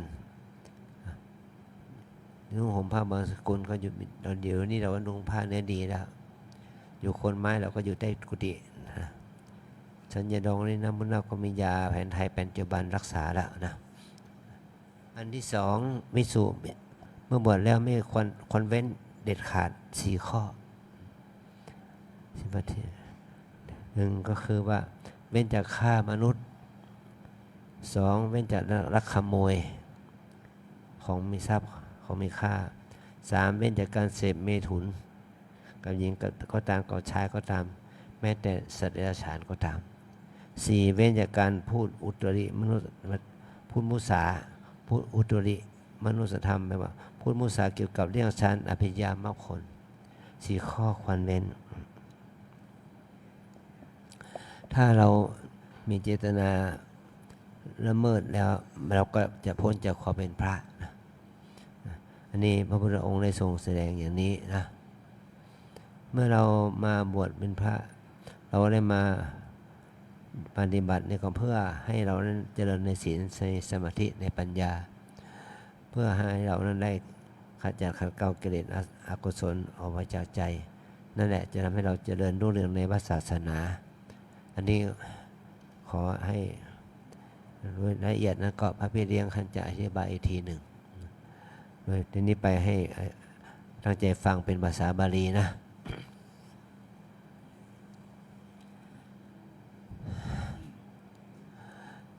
อนุญาสิโคภควาวสัมภาเตตวจัตตารโรนิสเจจัตตาริจะอักรณียานิอาจิขิตุงบินดิยาโลภโภชนังนิสายปปชาตัทถะโวยาวาชีวังอุสาโหกรณิโยอาติเรกลาโภสังฆปัตังโอเทสะปัตังนิมันตนังสารกะภกังปักกังอุโพสจังปาติปะทิกังปังสกุลจีวรังนิสายปปชาตัทธาโวยาวาชีวังอุสังโหกรานิโยอาติเรกลาโภวิหะโคมังกปัสสิกังกะโคสิยังกำลังสนังพังคังลูกขะโมลาเสนาสนังนิสายปปชาตัทธาโวยาวาชีวังอุสังโหกรานิโยอาติเรกลาโภวิหารโรทะโยโคปาชาโทหามยังคุหาปุติมุตตะเพสชังนิสยปปชาตัทธาโวยาวาชีวังอุสังโหกรานิโยอาติเรกลาโภสปินวัตินังเตรังมัทุภานิตังอุปสัมปันเนนะภิกขุนาเมตโนธัมโมนะบริเสวิตาโพธรรมโสติรสานะตายาปิโยเบกุเมตนังธรรมังบริเสบติอาสมโนโหติอสักยาปุถโยสยธาปีนามาปุริโสสิสาชิโนโพธินติสยพันธินาชีวิตุงเอวาเมเบกุเมตนังธรรมังบริเสวิตาวาอาสมโนโหติอสักยาปุถโยตังโวยาวาชีวังอกรานิยังอุปสัมปันเนนะภิกขุนาอาชินังทยาสังฆทังนะธาตพังอนันตปัสสันตมโสจิตตินัสสะกาอุปหายะโยเบกุปาทังวาปาทาราหังวาอาตเรปะกะทาทังวาอินังทยาสังฆทังอธิยติอสมโนโหติอสักยาปิตโยสยธาปีนามะปันทุปราโสปันนาปัมพุภุหริตายะเอวะโยเบกุปาทังวาปาทาราหังวาอาตเรกะปะทังวาอาชังทยาสังฆทังอธิติวาอาสมโนโหติอสักยาปุถโยตังโวยาวะชีวังอัครานิยัง อุปสัมปันเนนะภิกขุนาสัจจปาโนชีวิตานาบโรเปตโพอันธรรมโสกุลกิปิติกังอุปรายะโยเบโคสัจจะมนุสาภิหังชีวิตาบโรเปติอันธรรมโสข้าปะปันนาอุปรายะอาสมโนโหติอสักยาปุถโยสยธาปีนามะปุรุสิทธาทวิดาพินนาปริสนิกาโหติเอวัมภิกขุเมหินังธรรมังปฏิเสวิตวาอาสมโนโหติอสักยาปุถโยตังโมยาวาชีวังอัครานิยังอุปสัมปันเนนะภิกขุนาอุตริมนุธรรมโมนะบุรพิตโพธรรมโสสุญญาคาเรอภิรัมมามิติโยภิกขุปาเปโชอิชาปะกะโตสันตังภูตังอุตริมนุธรรมังวรปติชานังวายโมขังวาสมาธิงวาสมาปติงวามะขังวาพลังวาอสมโนโหติอสักยาปุถิโยสยธาปินามะตาโลมัตติกะชิโนอภพุนาวิรุณยาเอวะบาวิโคปาเปโชอิชาภัตโตอันทังทังอภุนาอุตริมัตถมังอุรปิตาวาอาสมโนโหติอสักยาปุถิโยตังโมยาวาชีวังอัครานิยันติอเนกะปริยาเยนะโคปนาเตนะภควตาชนะตาปัสสตาระหตาสัมมาสัมพุทเทนะสีรังสมณคาตังสัมปติจักขะหะโตสัมปัญญาสมาคาตายาวาเทวตัสสะมาตนิมนัสสะปิปัญญาสะอาริยสมุขตัสสะวัตถุปเชรสัตตัณหกนัสสะวิราคะนิโรธนิธมาสัสสิสัจจิกิริยญาตัสสะภวิราภิโตสัพพติมหาภโรโหติมหานิสังโสสมติภวิราภิทาปัญญามหาวิราโหติมหานิสังสาปัญญาภวิราภิตังจิตตังสมาเทวะอาสเมหิวิมุจจติ ชยทิทางกามาสวาบาวาสวาวิชาสวาตัสมัติมาโวอิมาสมิตถาถับวิธีธรรมะมิธรรมะวิธีสังฆังอริจติฆาเทศิตภาอริจิตติฆาเจกิตภาอริปัญญาจิฆาเจกิตภาตถาปมาเทนะสัมปาเทตพัง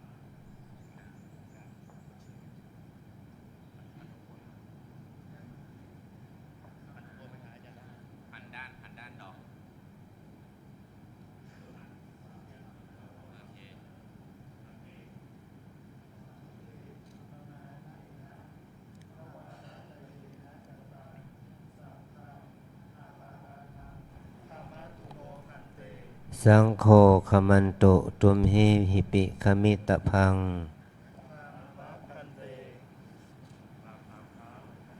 อัญชลีวันทาอภิวาท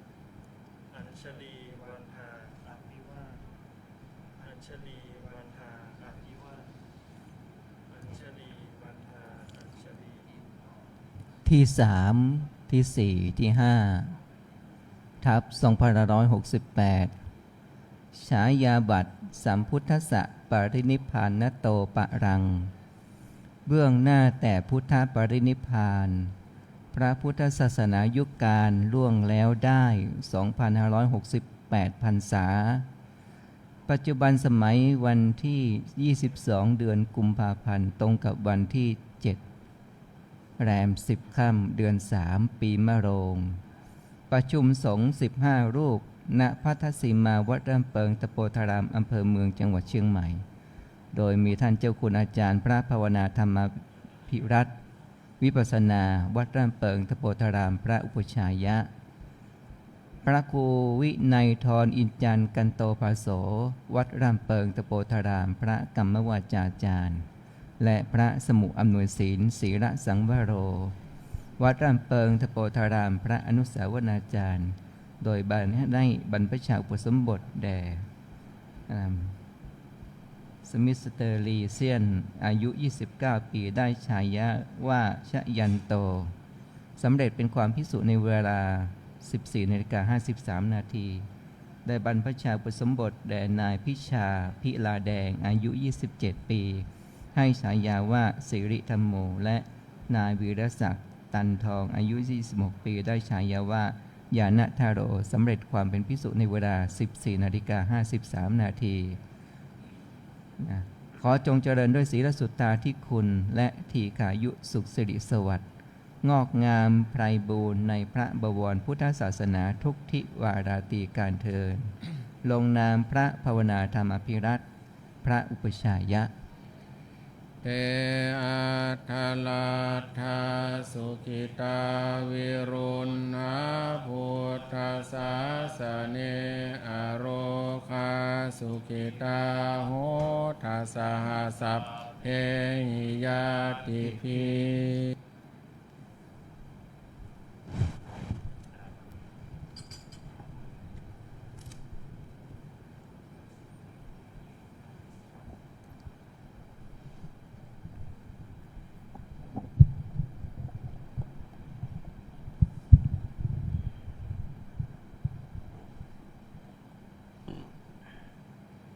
กาลานิยามันทาโกสะเนนะยันตังสันตังพันธังอภิสามิจัสสะโขชุจัสโสวาโจจัสสะมุโทอาราธิมานิสันโตสักโขจัสโสภาโลจะอัปปะกิโจจัสสันลาโหสันตินทาริโยจานิปะโกจะอัปปะปะโพโกเอโสอานานุกิโตส สัมมาจาเลกินเจเยนาวินโยบาเลโอปาวะทายุงสุขีโนวะเขมิโนหุนโต สัพเพสัตตา ภาวันโตสุขิตัตตาเยเกจิปานาพุตติตัสสาวะทาวาราวะอานาวะเสสาธิคาวะเย มหันตาวามัชชิมรัสกะอนุ นุคันธุราทินถาวะเยจะอาทินถาเยจะทุเรวะสันติอาวิทุเร ปุตตาวาสั สั ม ม ภ ภา เว เว สี สี วาว า สั สั พ พ เพ เพ สั สั ต ต ตา ตา ภ ภา วั วัน น ตุ ตุ สุ สุ ขิ ขิ ต ต ตา ตา นา นา ปา ปา รุ รุ ปา ปา รั รั ง ง นิ นิ กุ กุ เพ เพ ตา ตา นา นา ติ ติ มั มัน น เย เย กากาธาจินังกิ กิ น น จิ จิ พาพายาาโร โร ส ส นา นา ป ป ฏิ ฏิ คา คา สั สั ญ ญ ญา ญา นั นั ญ ญ ญา ญา มั มั ญ ญ ญา ญา ส สะ ทุ ทุ ก ก ข ข มิ มิ จ จ ฉา ฉาย ามา มา ตา ตาย า า ฐา ฐา นิ นิ ยั ยัง ง ปุ ปุ ต ต ตั ตั ง ง อา อา ยุ ยุ สา สาเอกาปุตตัม มโนราเขเอวัมปิสัพพะพุเตสุมานาสัมภาวะเยอาปาลิมานังเมตัญจะสัพพะโรกัสสมิงมานาสัมภาวะเย อาปะริมานังอุทังอาโทจาติริญญัญจะอา อาสัมภารังอาเวรังอาจาปันถังทิสัญจารังนิสินโนวัสยาโนวายาวัตสาวิคตามิโต ตาสติเอ ทิทายาพัมมามิตังวิหารังอิธรรมาโหทิตินจานุปะคัมมาสีราวาทัสเนนะสัมปันโน กาเมสุเว เวนายาเคดังนาหิชาโตกัปปัสสยังปุนาเรติติการานิยเมตตาสุตตัง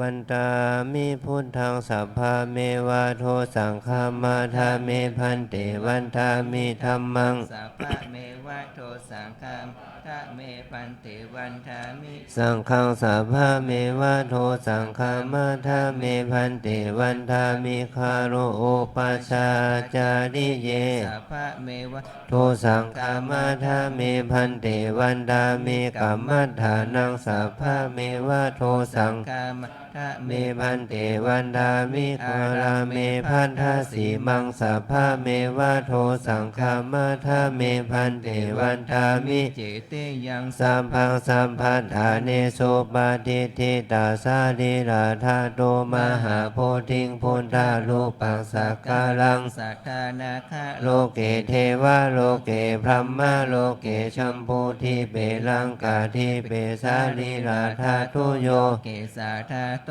โย อรหันตาธาตุโยเจติยังคันทะโกติงจตุราสิติสาหเสธรรมขันเท สัพเพสังปาทะเจเตยะ ห่างวันตามิสัพพะโส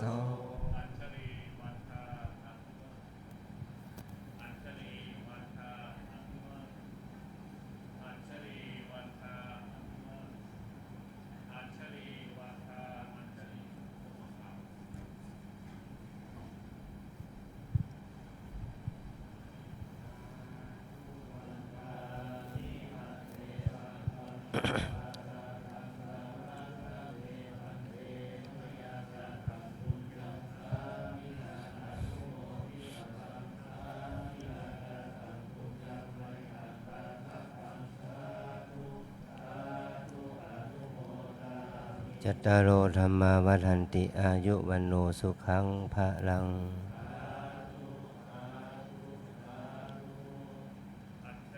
โทนี่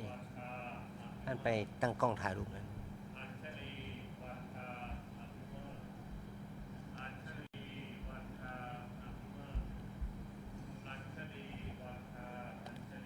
ผ้าไหมหันหน้าออกไป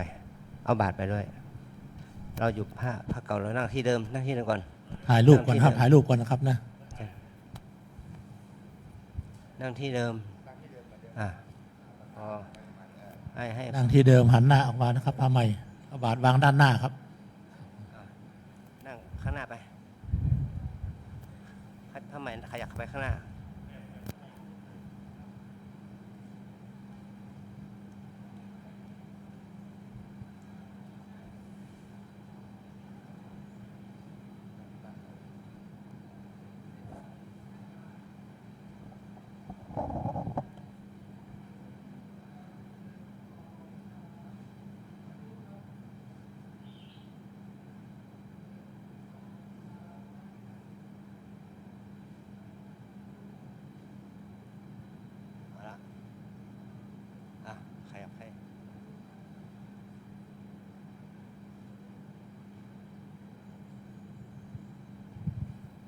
นิมนต์พระใหม่ทั้ง3รูปนะครับ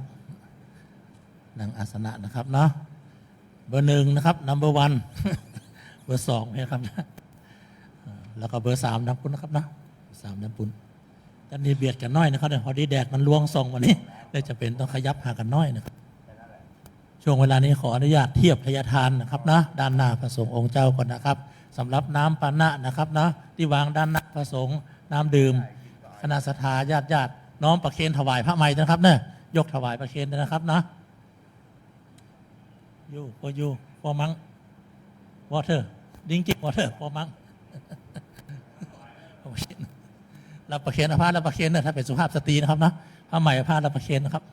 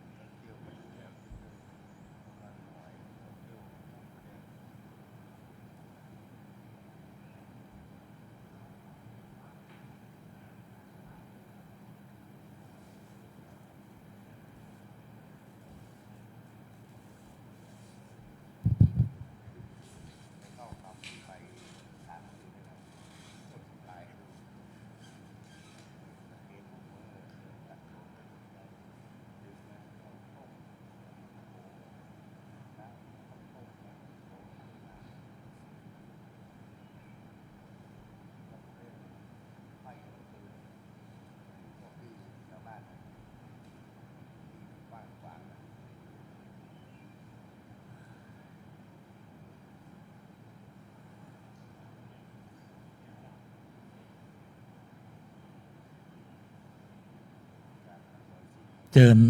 ตัวแทนของเจ้าภาพที่1ที่2ที่3นะครับจะเป็นคุณพ่อคุณแม่ หรือว่าญาติท่านใดก็ได้นะครับเนาะนำซองปัจจัยพระพุทธมาด้วยนะครับมานั่งเก้าอี้แดงด้านนี้เลยนะครับ ท่านเดียวนะครับนะนำมาเถอะนะครับเดี๋ยวรอพระบูชาขึ้นมาแป๊บเดียวนะครับจะได้กล่าวคำถวายจตุปัจจัยทายธรรมพร้อมๆกันนะครับเนาะจะได้รับพรพระสงฆ์องค์เจ้าในการถวายทานครั้งนี้พร้อมทั้งรับพรของเจ้าภาพเจ้าศรัทธาพระป่ามหากุศลที่แจกคือตะกี้ไปในตั๋วเลยนะครับนะรับพรข่าวเดียวไปเลยนะครับ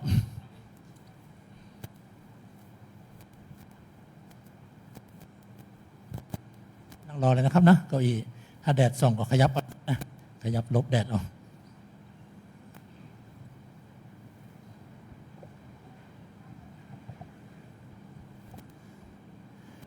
พระใหม่ทั้ง3รูปพร้อมทั้งศรัทธาสาธุชนทุกท่านหันหน้ามาด้านพระสงฆ์องค์เจ้าอันมีพระอุปชาเป็นที่ตั้งนะครับเนอะพร้อมทั้งเชิญชวนทุกท่านปนมมือขึ้นตัวนะครับทั้งพระใหม่ทั้งเจ้าภาพเจ้าศรัทธาสาธุชนนะครับกล่าวคำบุพภาคาถาตั้งนะโมถวายจตุปัจจัยไทยธรรมพร้อมกันณบัดนี้อันธรรมยังพุทธัสสะภะคะวะโตปุพพภาคณมะกะลังกะโรมะเสนะโมตัสสะภะคะวะโตอะระหะโตสัมมาสัมพุทธัสสะนะโมตัสสะภะคะวะโตอะระหะโตสัมมาสัมพุทธัสสะนะโมตัสสะภะคะวะโตอะระหะโตสัมมาสัมพุทธัสสะเชิญกล่าวตามผมนะครับอิมานิ อิ มานิ มะยังพันเต มะยังพันเต จตุปัจจยาทีนิ จตุปัจจยาทีนิ สัปปริวารานิ สัปปาริวารานิ ภิกขุสังคัสสะ ภิกขุสังคัสสะ โอโนชยามะ โอโนชยามะ สาธุโนพันเต สาธุโนพันเต ภิกขุสังโฆ ภิกขุสังโฆ อิมานิ อิมานิ จตุปัจจยาทีนิ จตุปัจจยาทีนิ สัปปริวารานิ สัปปาริวารานิ ปฏิคันหาโต ปฏิคันหาตุ อัมหากัง อัมหากัง ทีคารตัง ทีฆารตัง หิตายะ หิตายะ สุขายะ สุขายะ ข้าแต่พระสงฆ์ผู้เจริญ ข้าแต่พระสงฆ์ผู้เจริญ ข้าพระเจ้าทั้งหลาย ข้าพระเจ้าทั้งหลาย ขอน้อมถวาย ขอน้อมถวาย จตุปัจจัย จตุปัจจัย ทายธรรม ทายธรรม พร้อมบริวารทั้งหลายเหล่านี้ พร้อมบริวารทั้งหลายเหล่านี้ แก่พระภิกษุสง แก่ ฆ์ พระภิกษุสงฆ์ ขอพระภิกษุส ของ ฆ์ พระภิกษุสงฆ์ โปรดจงรับ โปรดจงรับ จตุปัจจัย จตุปัจจัย ทายธรรม ทายธรรม พร้อมบริวารทั้งหลายเหล่านี้ พร้อมบริวารทั้งหลายเหล่านี้ ของข้าพเจ้าทั้งหลา ขอย งข้าพเจ้าทั้งหลาย เพื่อประโยช เพื่ น์ อประโยชน์ และความสุข และความสุข แก่ข้าพเจ้าทั้งหลา แก่ ย ข้าพเจ้าทั้งหลาย แก่ญาติทั้งหลา แก่ ย ญาติทั้งหลาย มีมารดาบิดาเป็นต้น มีมารดาบิดาเป็นต้น ตลอดกาลละนานเทิ ตลอด น กาลและนานเทิน สาธุ เบื้องต้นเชิญตัวแทนเจ้าภาพน้อมบูชากันพระพุทธกันนะครับเนี่ยวางบนพานเลยนะครับนะวางบนพานนะครับ วางถวายเสร็จเรียบร้อย เชิญกลับไปรวมกลุ่มที่เดิมนะครับนะพระใหม่ทั้ง3รูปมาหาพระอุปชฌาย์ก่อนนะครับเนอะ3เจ้าภาพ3ชุดวางอยู่ด้านหน้า พระอุปชฌาย์เจอกันน้องถวายมอบไปชีเลยมอบไปชีเลยครับมอบเลย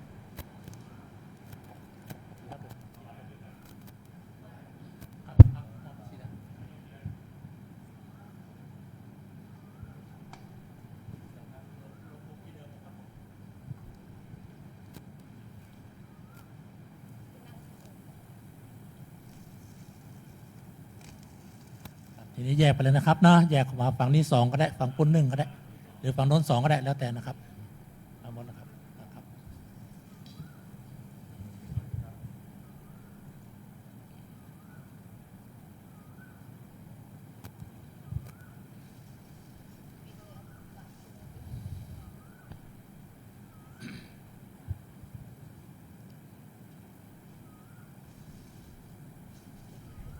ครับอ๋อได้ได้ครับได้ขอบคุณครับสาธุครับนะอนุโมทนาด้วยเนาะ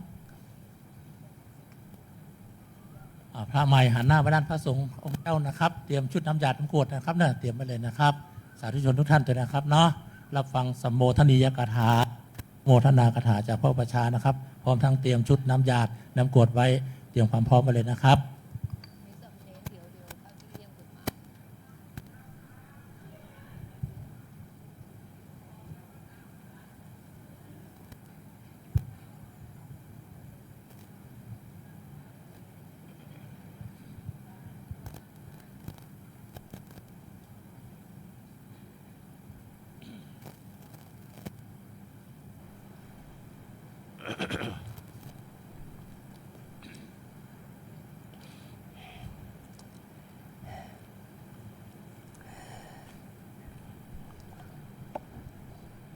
พระใหม่ตลอดถึงโยมพ่อโยมแม่พี่น้องญาติมิตรของพระใหม่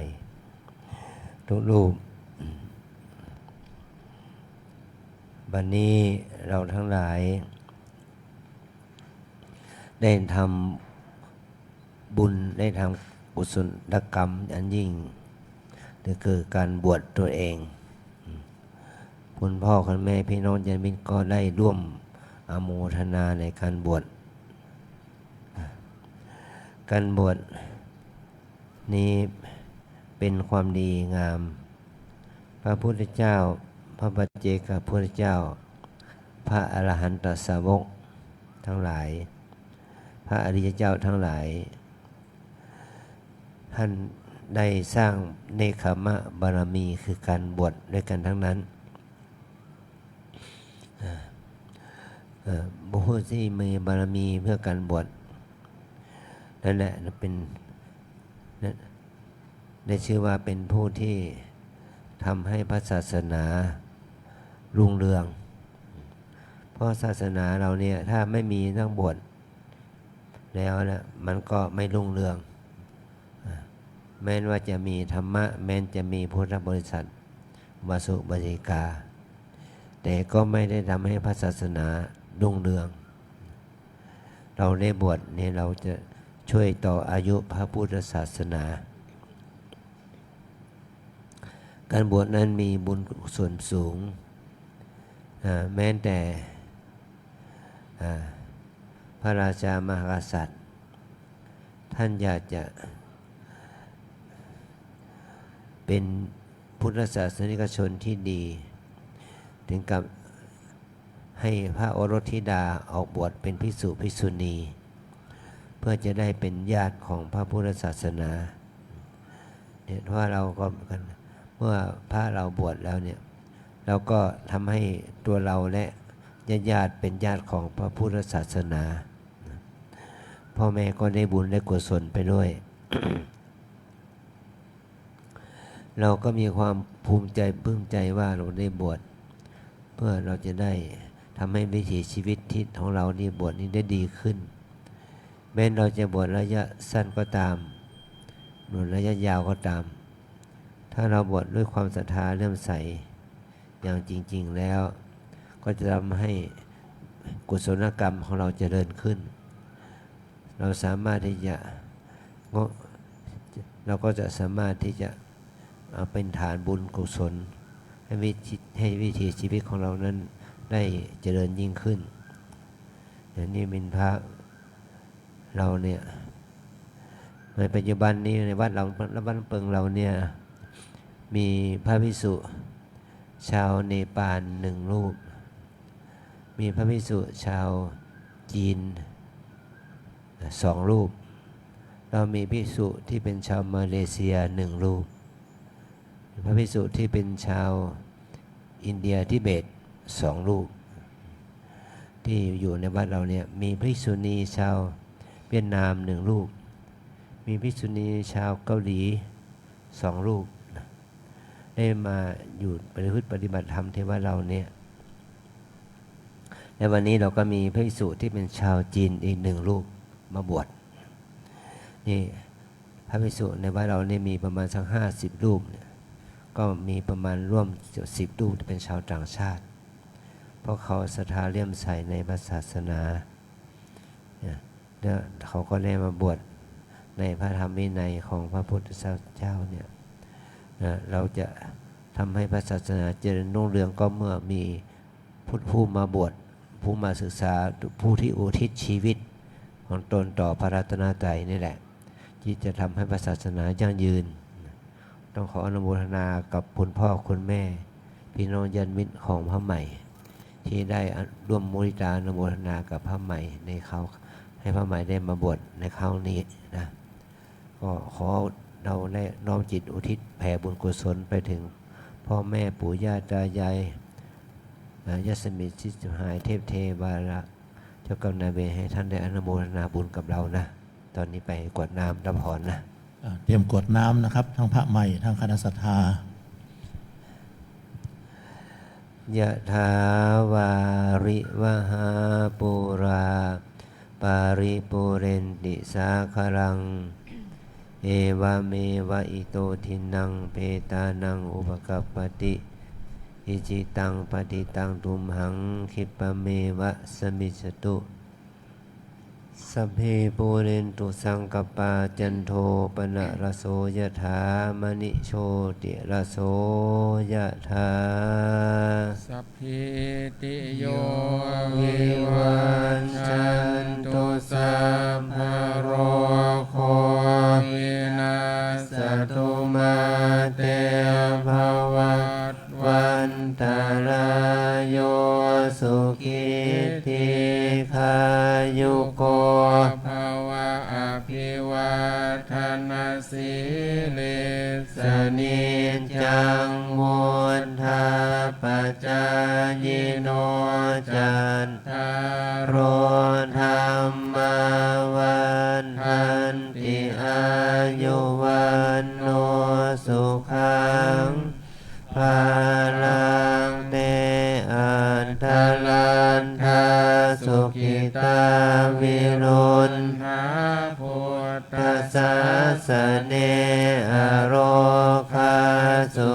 ตาโหทัสสหัสสะ เพ หิยาติพิเตอันทลันทาสุขิตาวิรุณ หา พุทธัสสะสะเน อโรคาสุขิตาโหทัสสหัสสะ เพ หิยาติพิเตอันทลันทาสุขิตา วิรุณหา พุทธัสสะสะเนอโรคาสุขิตาโหทัสสหัสสะเพหิยาติภิภวตุสัมภมัง คาลังรัง ขันตุสัมภเทวตาสัมภพุทธานุ ภาเว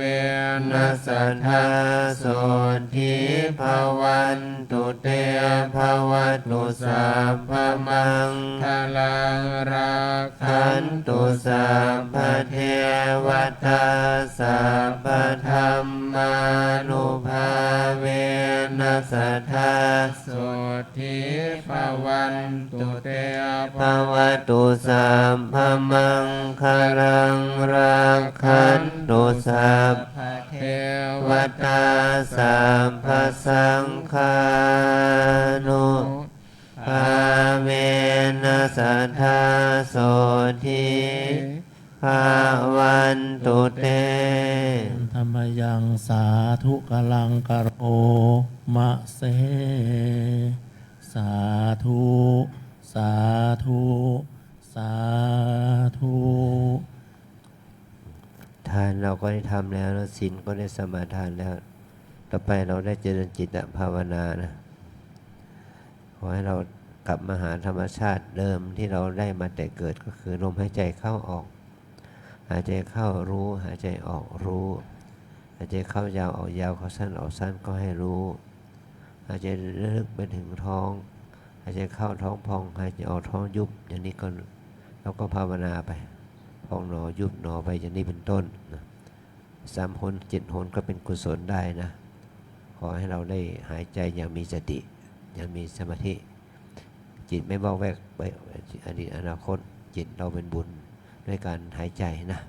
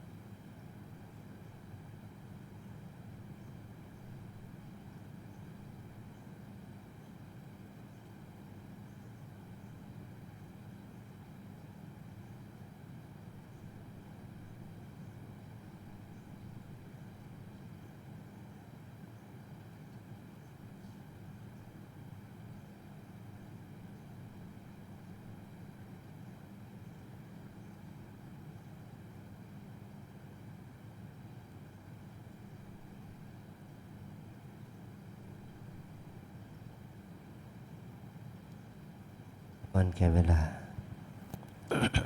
อิตังตานากัมมังนิพพานาปัจจโยโหตุโนนิจจังอิตังศีลากัมมังนิพพานาปัจจโยโหตุโนนิจจังอิตังภาวนากัมมังนิพพานาปัจจโยโหตุโนนิจจังยังกินจิกุสาลังกัตตพังกัมมังสัพเพ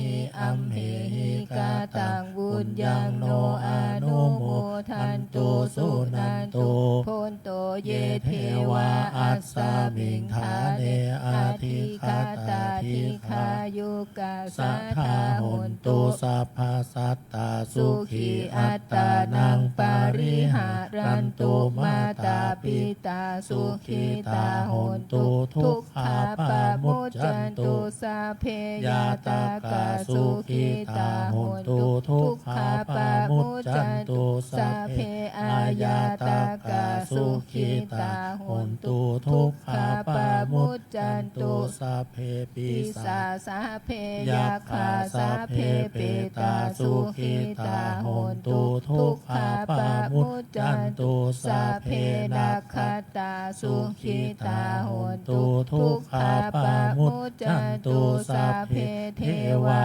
สุขีตาหนตุทุกขาปามุจจันตุสัพเพอาจาริโยปัชฌายาสุขีตาหนตุทุกขาปามุจจันตุสัพพะสัมปติโย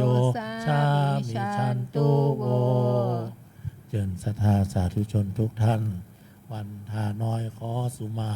พระอุปชฌาย์สงฆ์องค์เจ้านะครับ สาธุวันตามิพันเตสัพพังอาปาราทังคามาทะมิพันเตมายากาตังปุญญังสามินาอนุโมทิตาพังสามินากาตังบุญยังไมหังทาตาพังสาธุสาธุอนุโมทามิ จัตตารโอธรรมาวัฏันติอายุวันโนสุขังภะลัง สาธุสาธุสาธุ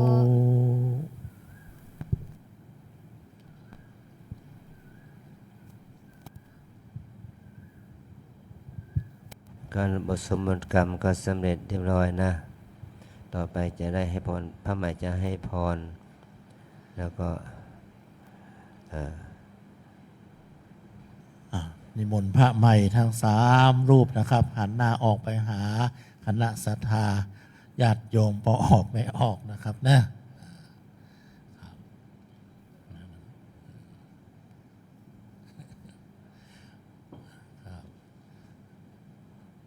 เสร็จแล้วจับตลปัดออกมาตั้งด้านหน้านะครับนะ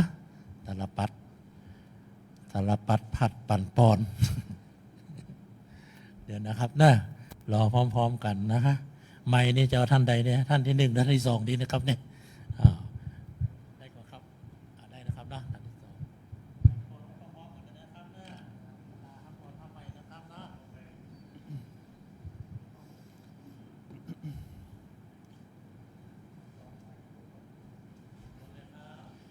ยะถาวาริวหาปุราปริปุเรนติสังขรังเอวะเมวะอิโตทินังเปตานังอุปกปปติอิชิตังปฏิตังตุมหังคิปะเมวะสมิชตุสัพเพปุเรนตุสังขปาจันโทปนะระโสยะถามณิโชติระโสยะถาวิวาชันตุสาภโรโควินาสตุมาเตภวัตวันตารายโยสุขีทีขายุโกภาวะอภิวาทานาสีลิสานิจังพุทธาปัจจายโนจัตตารโอ